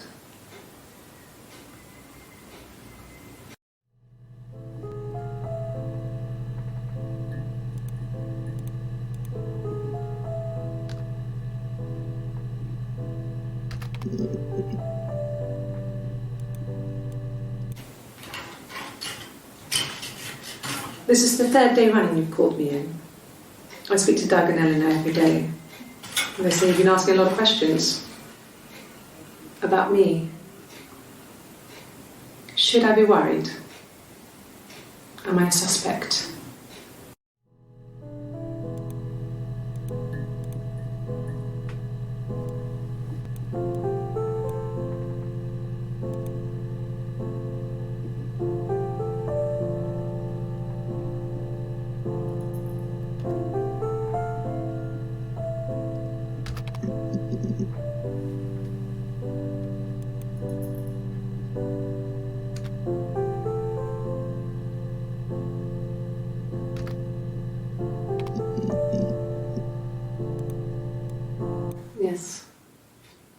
Eleanor at least once a day.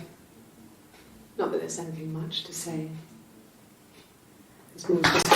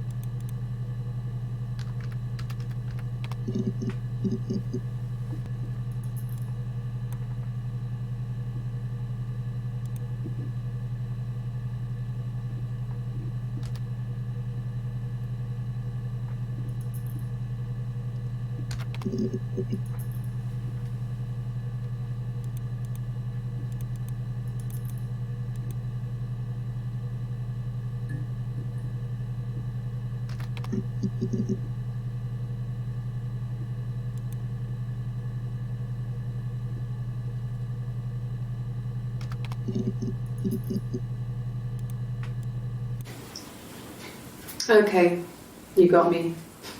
I'll confess. We were there. It was a dirty weekend. Simon was going to expense it, pretend it was a business trip. I used a made-up name. We stayed at the hotel, had room service, didn't leave the room, had a great view of the river, and you could hear the church bells. Like you said, it was very romantic.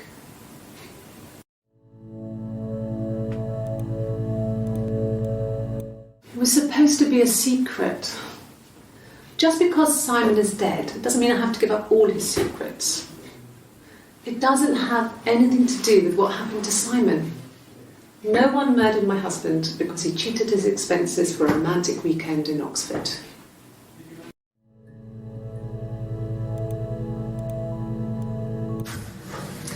When we weren't together, we'd send secret messages by tapping out a code that we'd learned from a book, the knock code. Something prisoners of war would use. We'd tap them out on radiator pipes or the attic floor.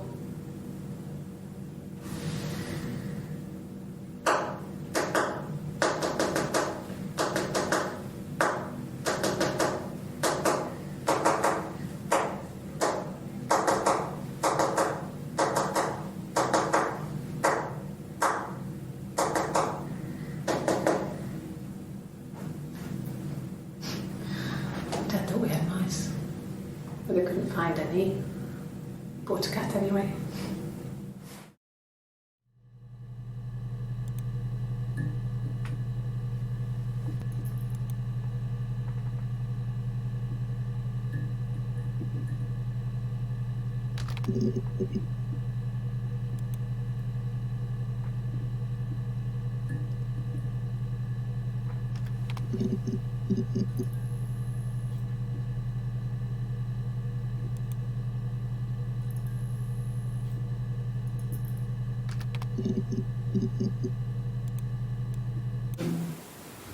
No, they were shut. Most of the windows were really hard to open anyway. They're stifling in summer. They were painted over by my dad. Could have left a door open accidentally. Or there's a cat flap in the back door.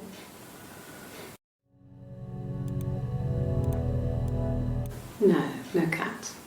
My parents had a cat before they died called Domino. It was this little black thing with white dots. And we never did anything about the cat flap, but if you were thin, you could maybe squeeze through it.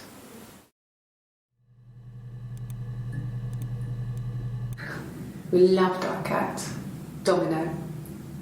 He had this little bell around his neck to stop him from killing birds in the garden. And we used to write each other notes and put them in the bell, and we could send them to each other. Mum found some of the notes once, and she thought I was just writing to myself because our handwriting was identical. And we had our own words for things, so she didn't quite understand them anyway.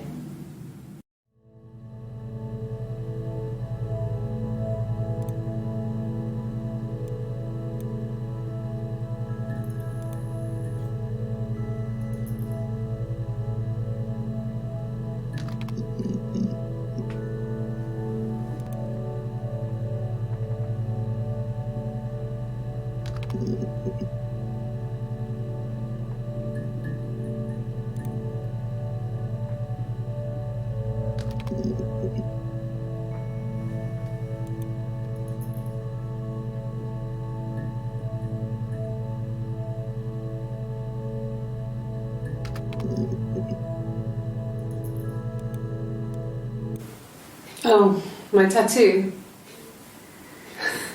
I got it to express my individuality. It's an apple and a snake.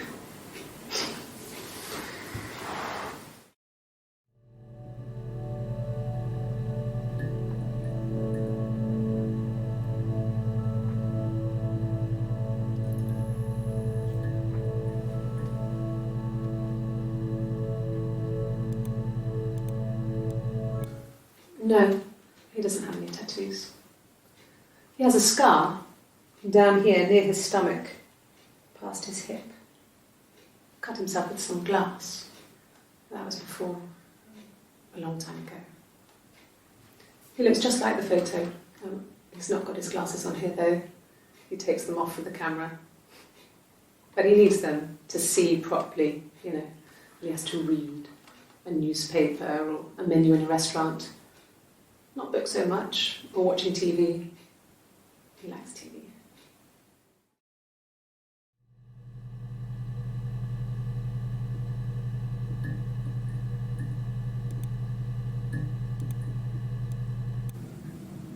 So I moved out. Got a small bed sit. Got my tattoo to mark the occasion. I was singing in a bar in the evenings. So I had some money, enough money to cover my rent. And I've been doing something similar ever since. I haven't put down any roots. I don't exist.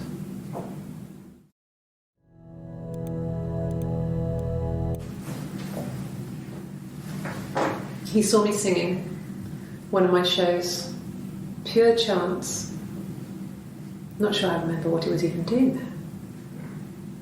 Afterwards, I had a drink at the bar and he came over and we got talking. I knew who he was. Obviously I knew who he was. But he didn't know who I was. He was fascinated by the likeness.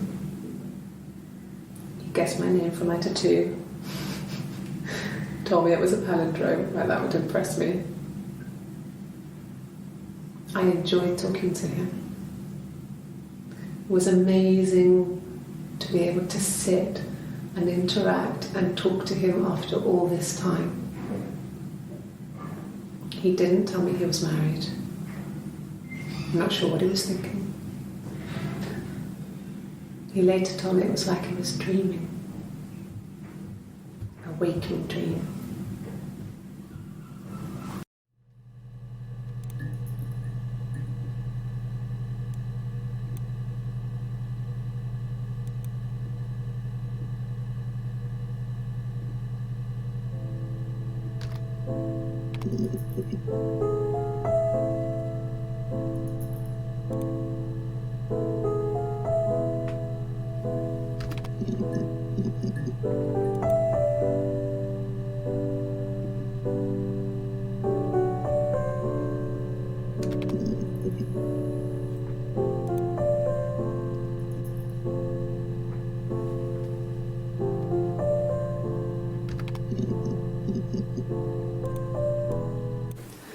No, he was as shy as me.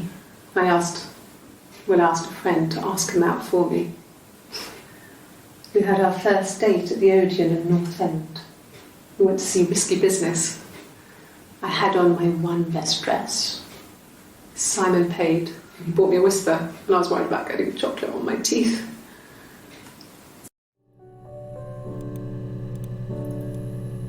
Nothing else happened that night. We talked, then I said goodbye.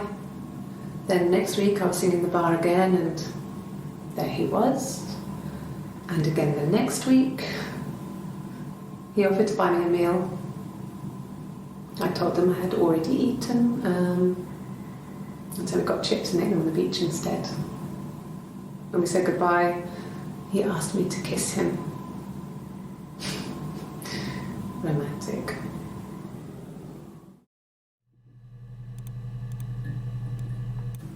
No. I told her it was one of my boyfriends, someone I had met in the bar. I think she was happy. But I could tell she was thinking, why couldn't it happen to her and Simon? They were the ones with the real life. Why not them?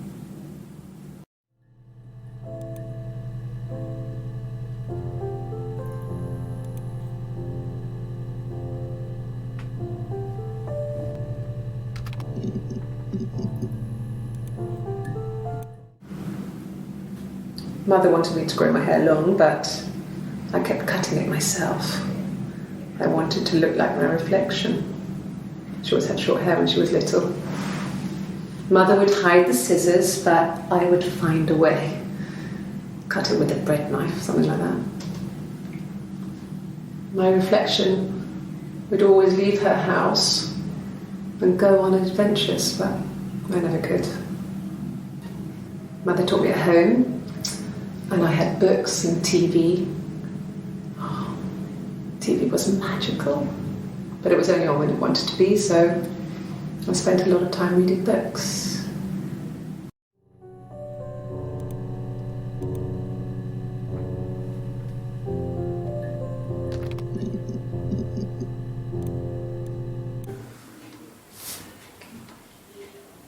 Well,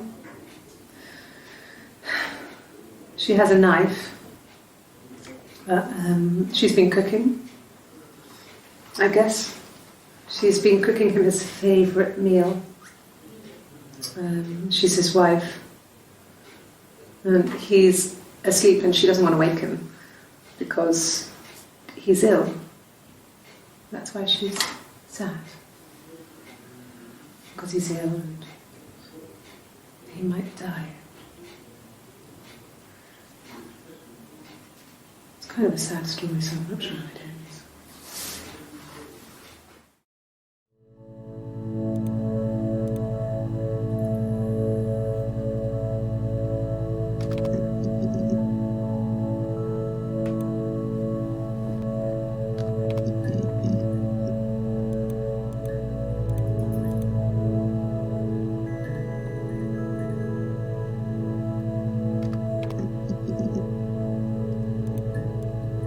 Really? Okay. Here's the rest. Oh, they laid a body on the doctor. Oh, the wind and the rain. Till a fiddler with a fiddle came walking by. Oh, the dreadful wind and rain. And he made a fiddle bow of her long hair. Oh, the wind and the rain. Yes, he made a fiddle bow of her long blonde hair. Oh, the dreadful wind and rain. And he made fiddle pegs of her finger bows. Oh, the wind and the rain. Yes, he made fiddle pegs from her finger bows. Oh, the dreadful wind and rain. And he made a fiddle out of her breastbone. Oh, the wind and rain. The sound could pierce her heart of stone. Oh, the dreadful wind and rain. But the only tune that the fiddle could play was oh, the wind and the rain. Yes, the only tune that the fiddle could play was oh, the dreadful wind and rain.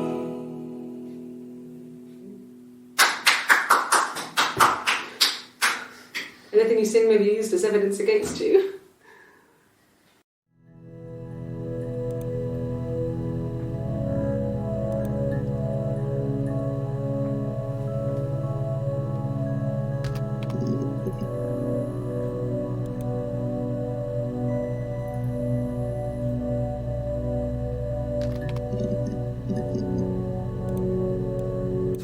No. No, Simon didn't play guitar. He wasn't very musical. He liked to listen, but he was tone deaf.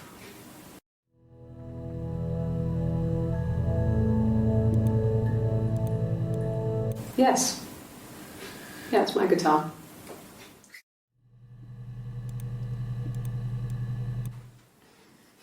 You want me to play something? I'm not the world's greatest guitar player. Okay. Probably needs tuning. No, it's okay. How about a traditional ballad? Should be right up your street.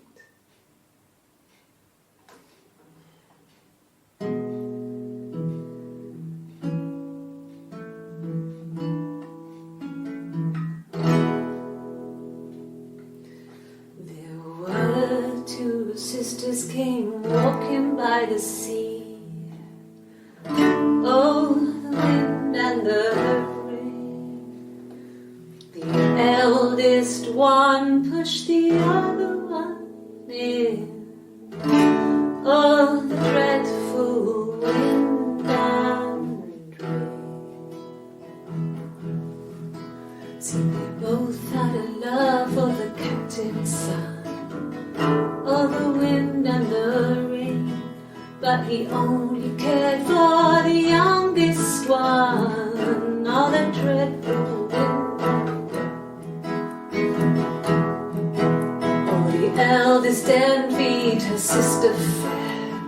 Oh, the wind and the rain, with a pretty little face and her long blonde hair.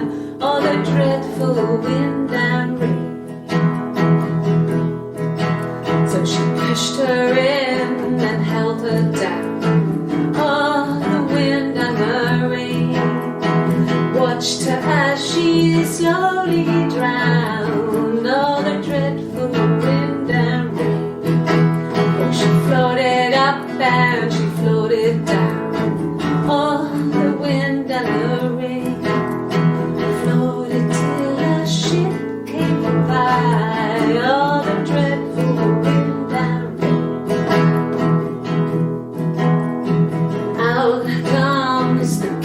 Son.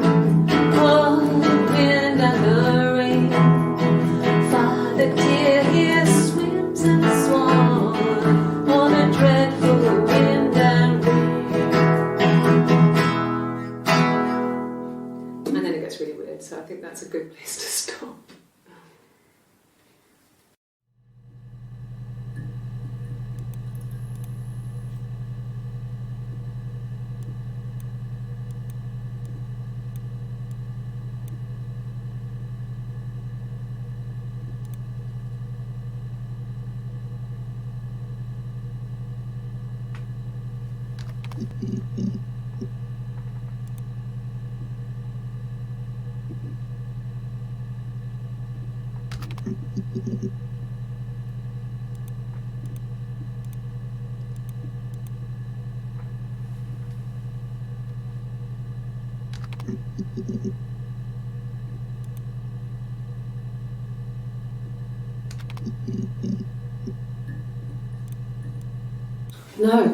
No one has been in the last few weeks. We had a plumber come in 3-4 weeks ago. Someone sang the New from the Rock.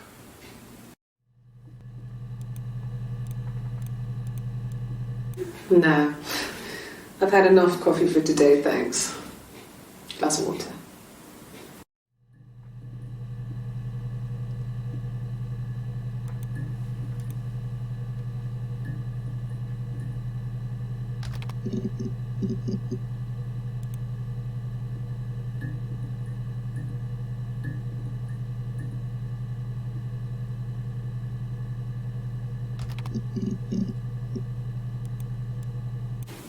Black, no sugar.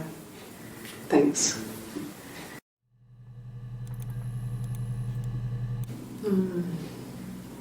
About 8 years back. It was a present to myself.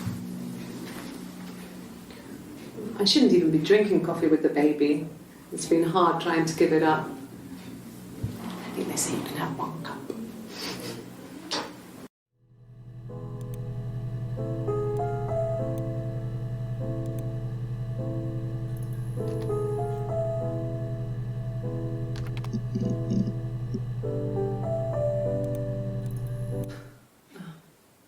Coffee, I guess. Milk and sugar.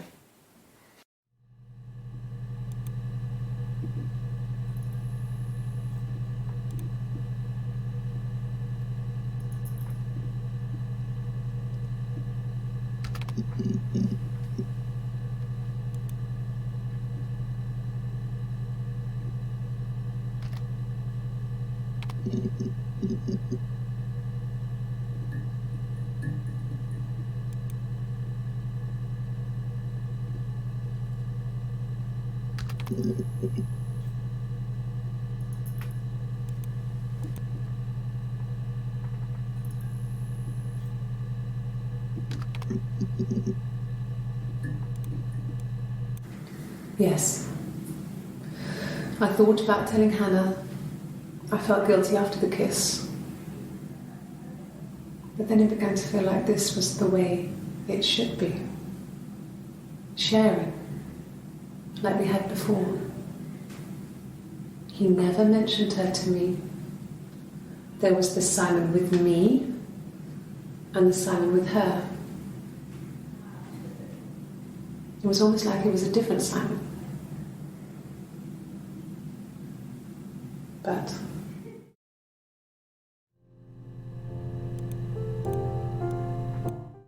after the kiss, the next time, he took me back to the house, to our parents' house, to their house. So, it was definitely him. I sometimes think he wanted to get caught to prove to himself that we were different people. He told me about his marriage, told me how his wife was completely different to me. I almost burst out laughing.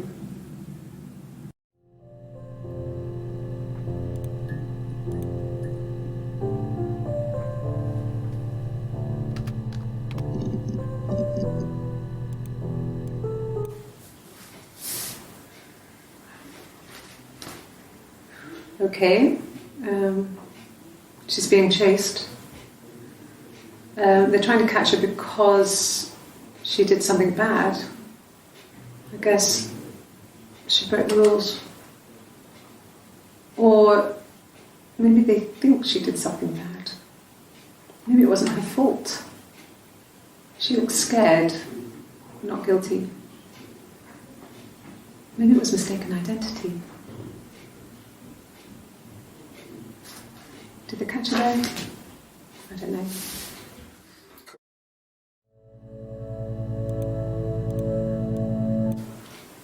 I thought it made me sound suspicious. It's not a normal thing to do, to drive to the other end of the country. I wanted to keep it simple. I know it was stupid not to tell you everything. Saying I spent the night in Glasgow when my husband went missing, I thought it would, distract you from what was important. It's different now. Now he's...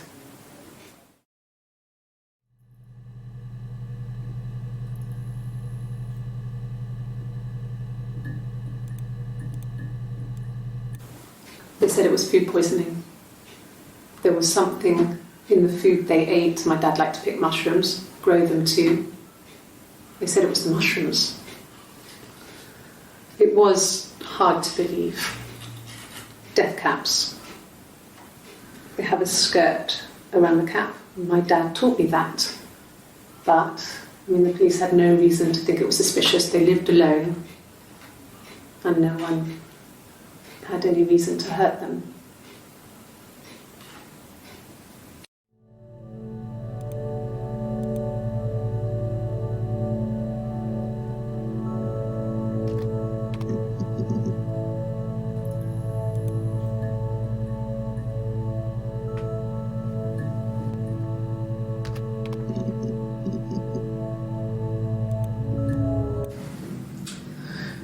I was living in the attic. It was a very hard time.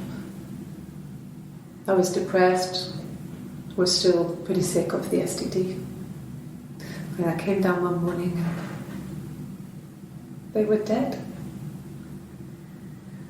They were in bed and both had been sick. They'd thrown up. Locked. And I'd slept through it.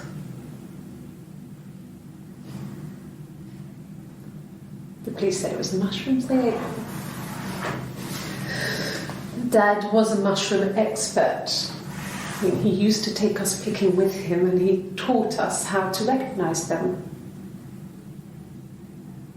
And there's no way he would have picked death caps.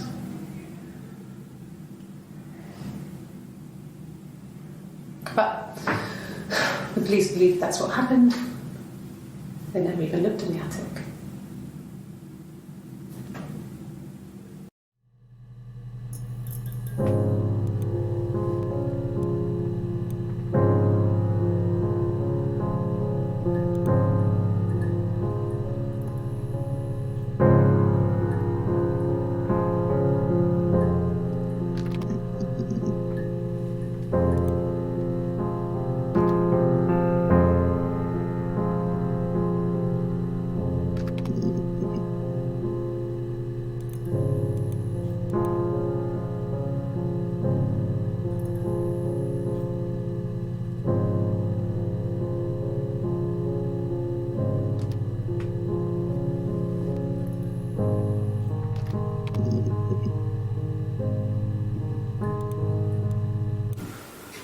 In the bedroom,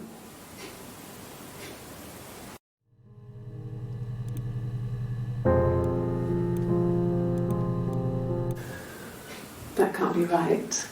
In the bedroom.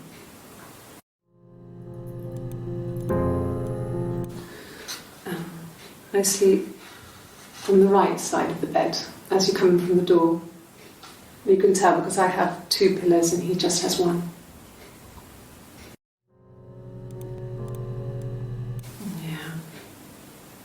They'd gone to bed feeling ill, thinking it was flu or something. The neighbour called me, I had to use my key to let them in. We found them dead in their bed. And they'd been there for days, no one had noticed. Just awful. It was so soon after my miscarriage, the worst year of my life. I'd been so happy to get married, and after that it was just like, fuck.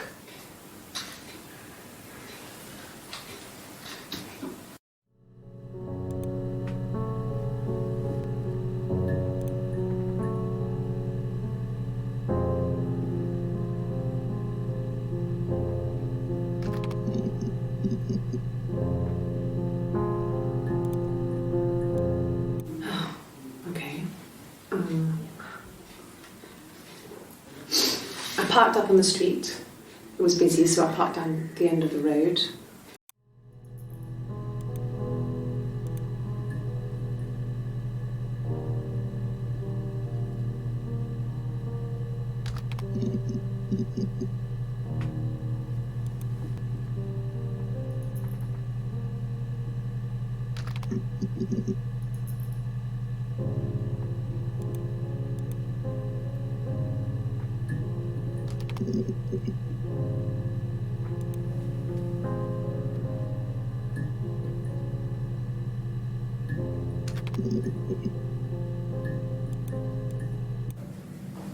Just became our way of life. We would swap places and take it in turns to do things, and we were very careful. Whoever had been out that day would come back and write a detailed diary so that we were on the same page. We had a list of rules that said what we could and couldn't do in any given situation. It was exhaustive. We lived a second life through those rules. Rules for things that could only ever happen inside our imaginations. We would consider all the permutations of future events and agree rules to walk our way through them.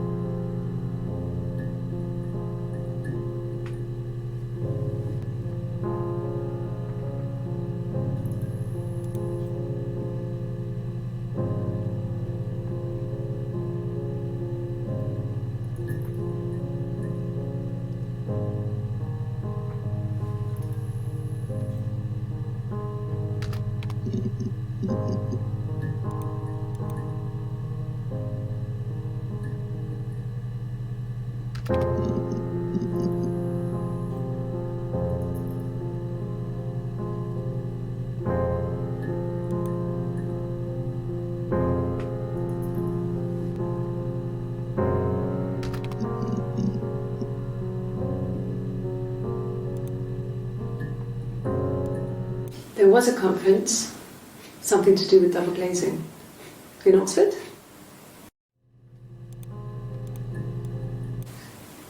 Are you sure?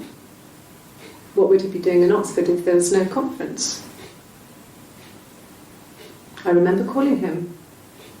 He said it was boring and he spent most of the time at the bar.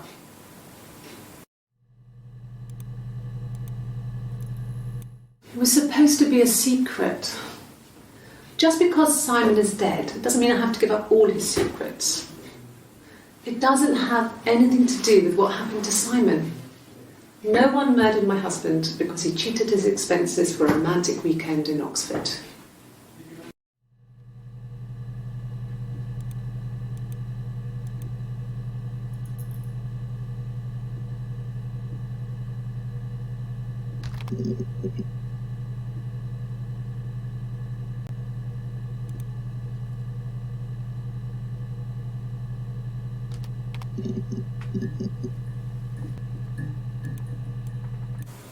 Okay. There's a girl and she's staring out of the window. She's sad. She's trapped. She's here. She's looking out the window because her mother won't let her out.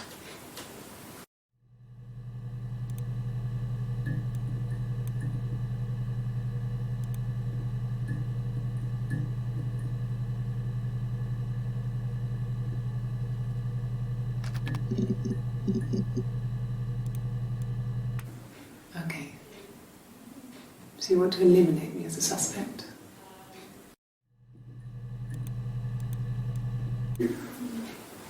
That should eliminate me as a suspect. If I was in Glasgow, can't be in two places at once.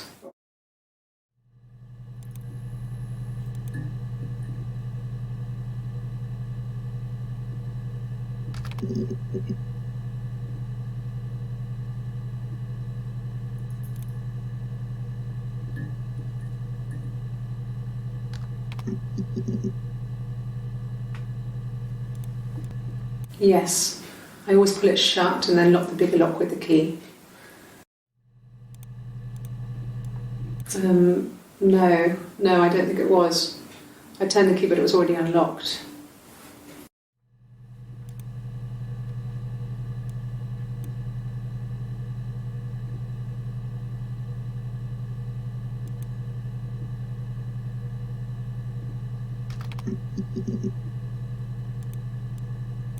Oh God, I don't know. I mean, I guess the rock. You've spoken to everyone there.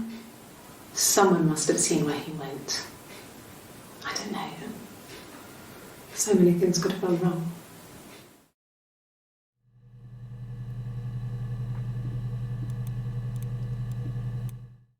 Yeah, I had to let myself in. The door locks if it swings too.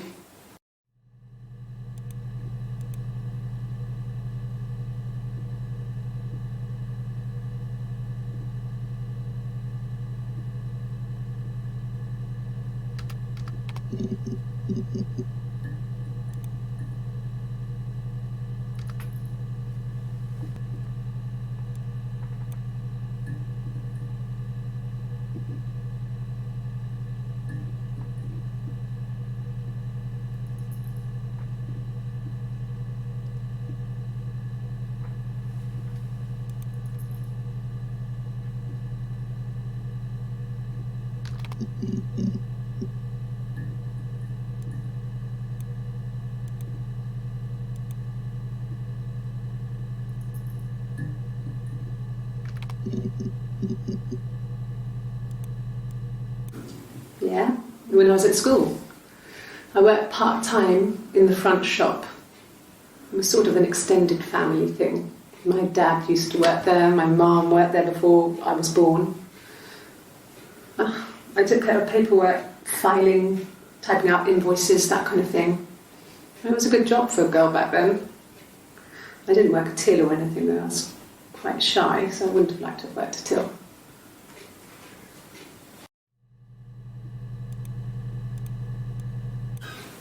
I would have been a good mother.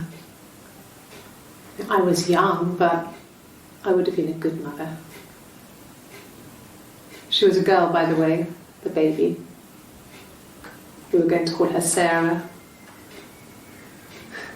Simon wanted to call her Ava after his nana, but I didn't want her to have a symmetrical name.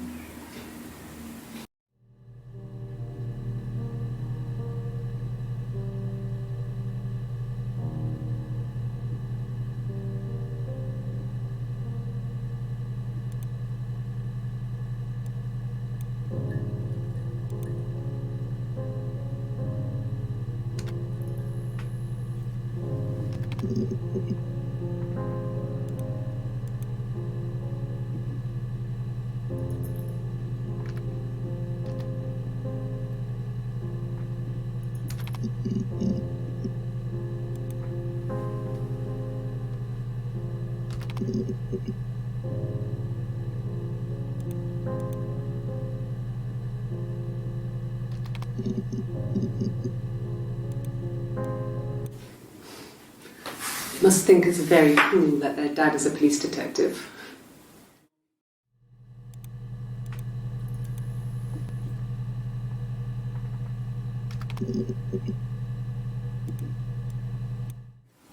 No, it's okay. The other detective has just gone to get me one.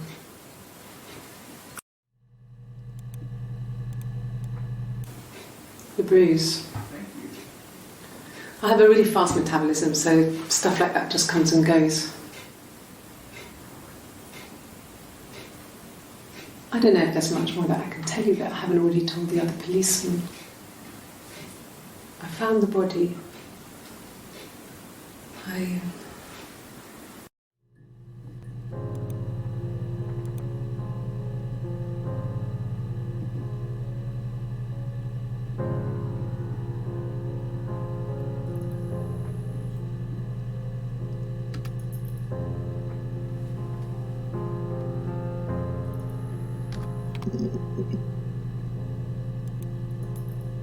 Bruise? Oh yeah, no, it's nothing. I was going through the top cupboard in my kitchen and the chair slipped and I kind of hit the door with my face. I mean, it hurt like hell.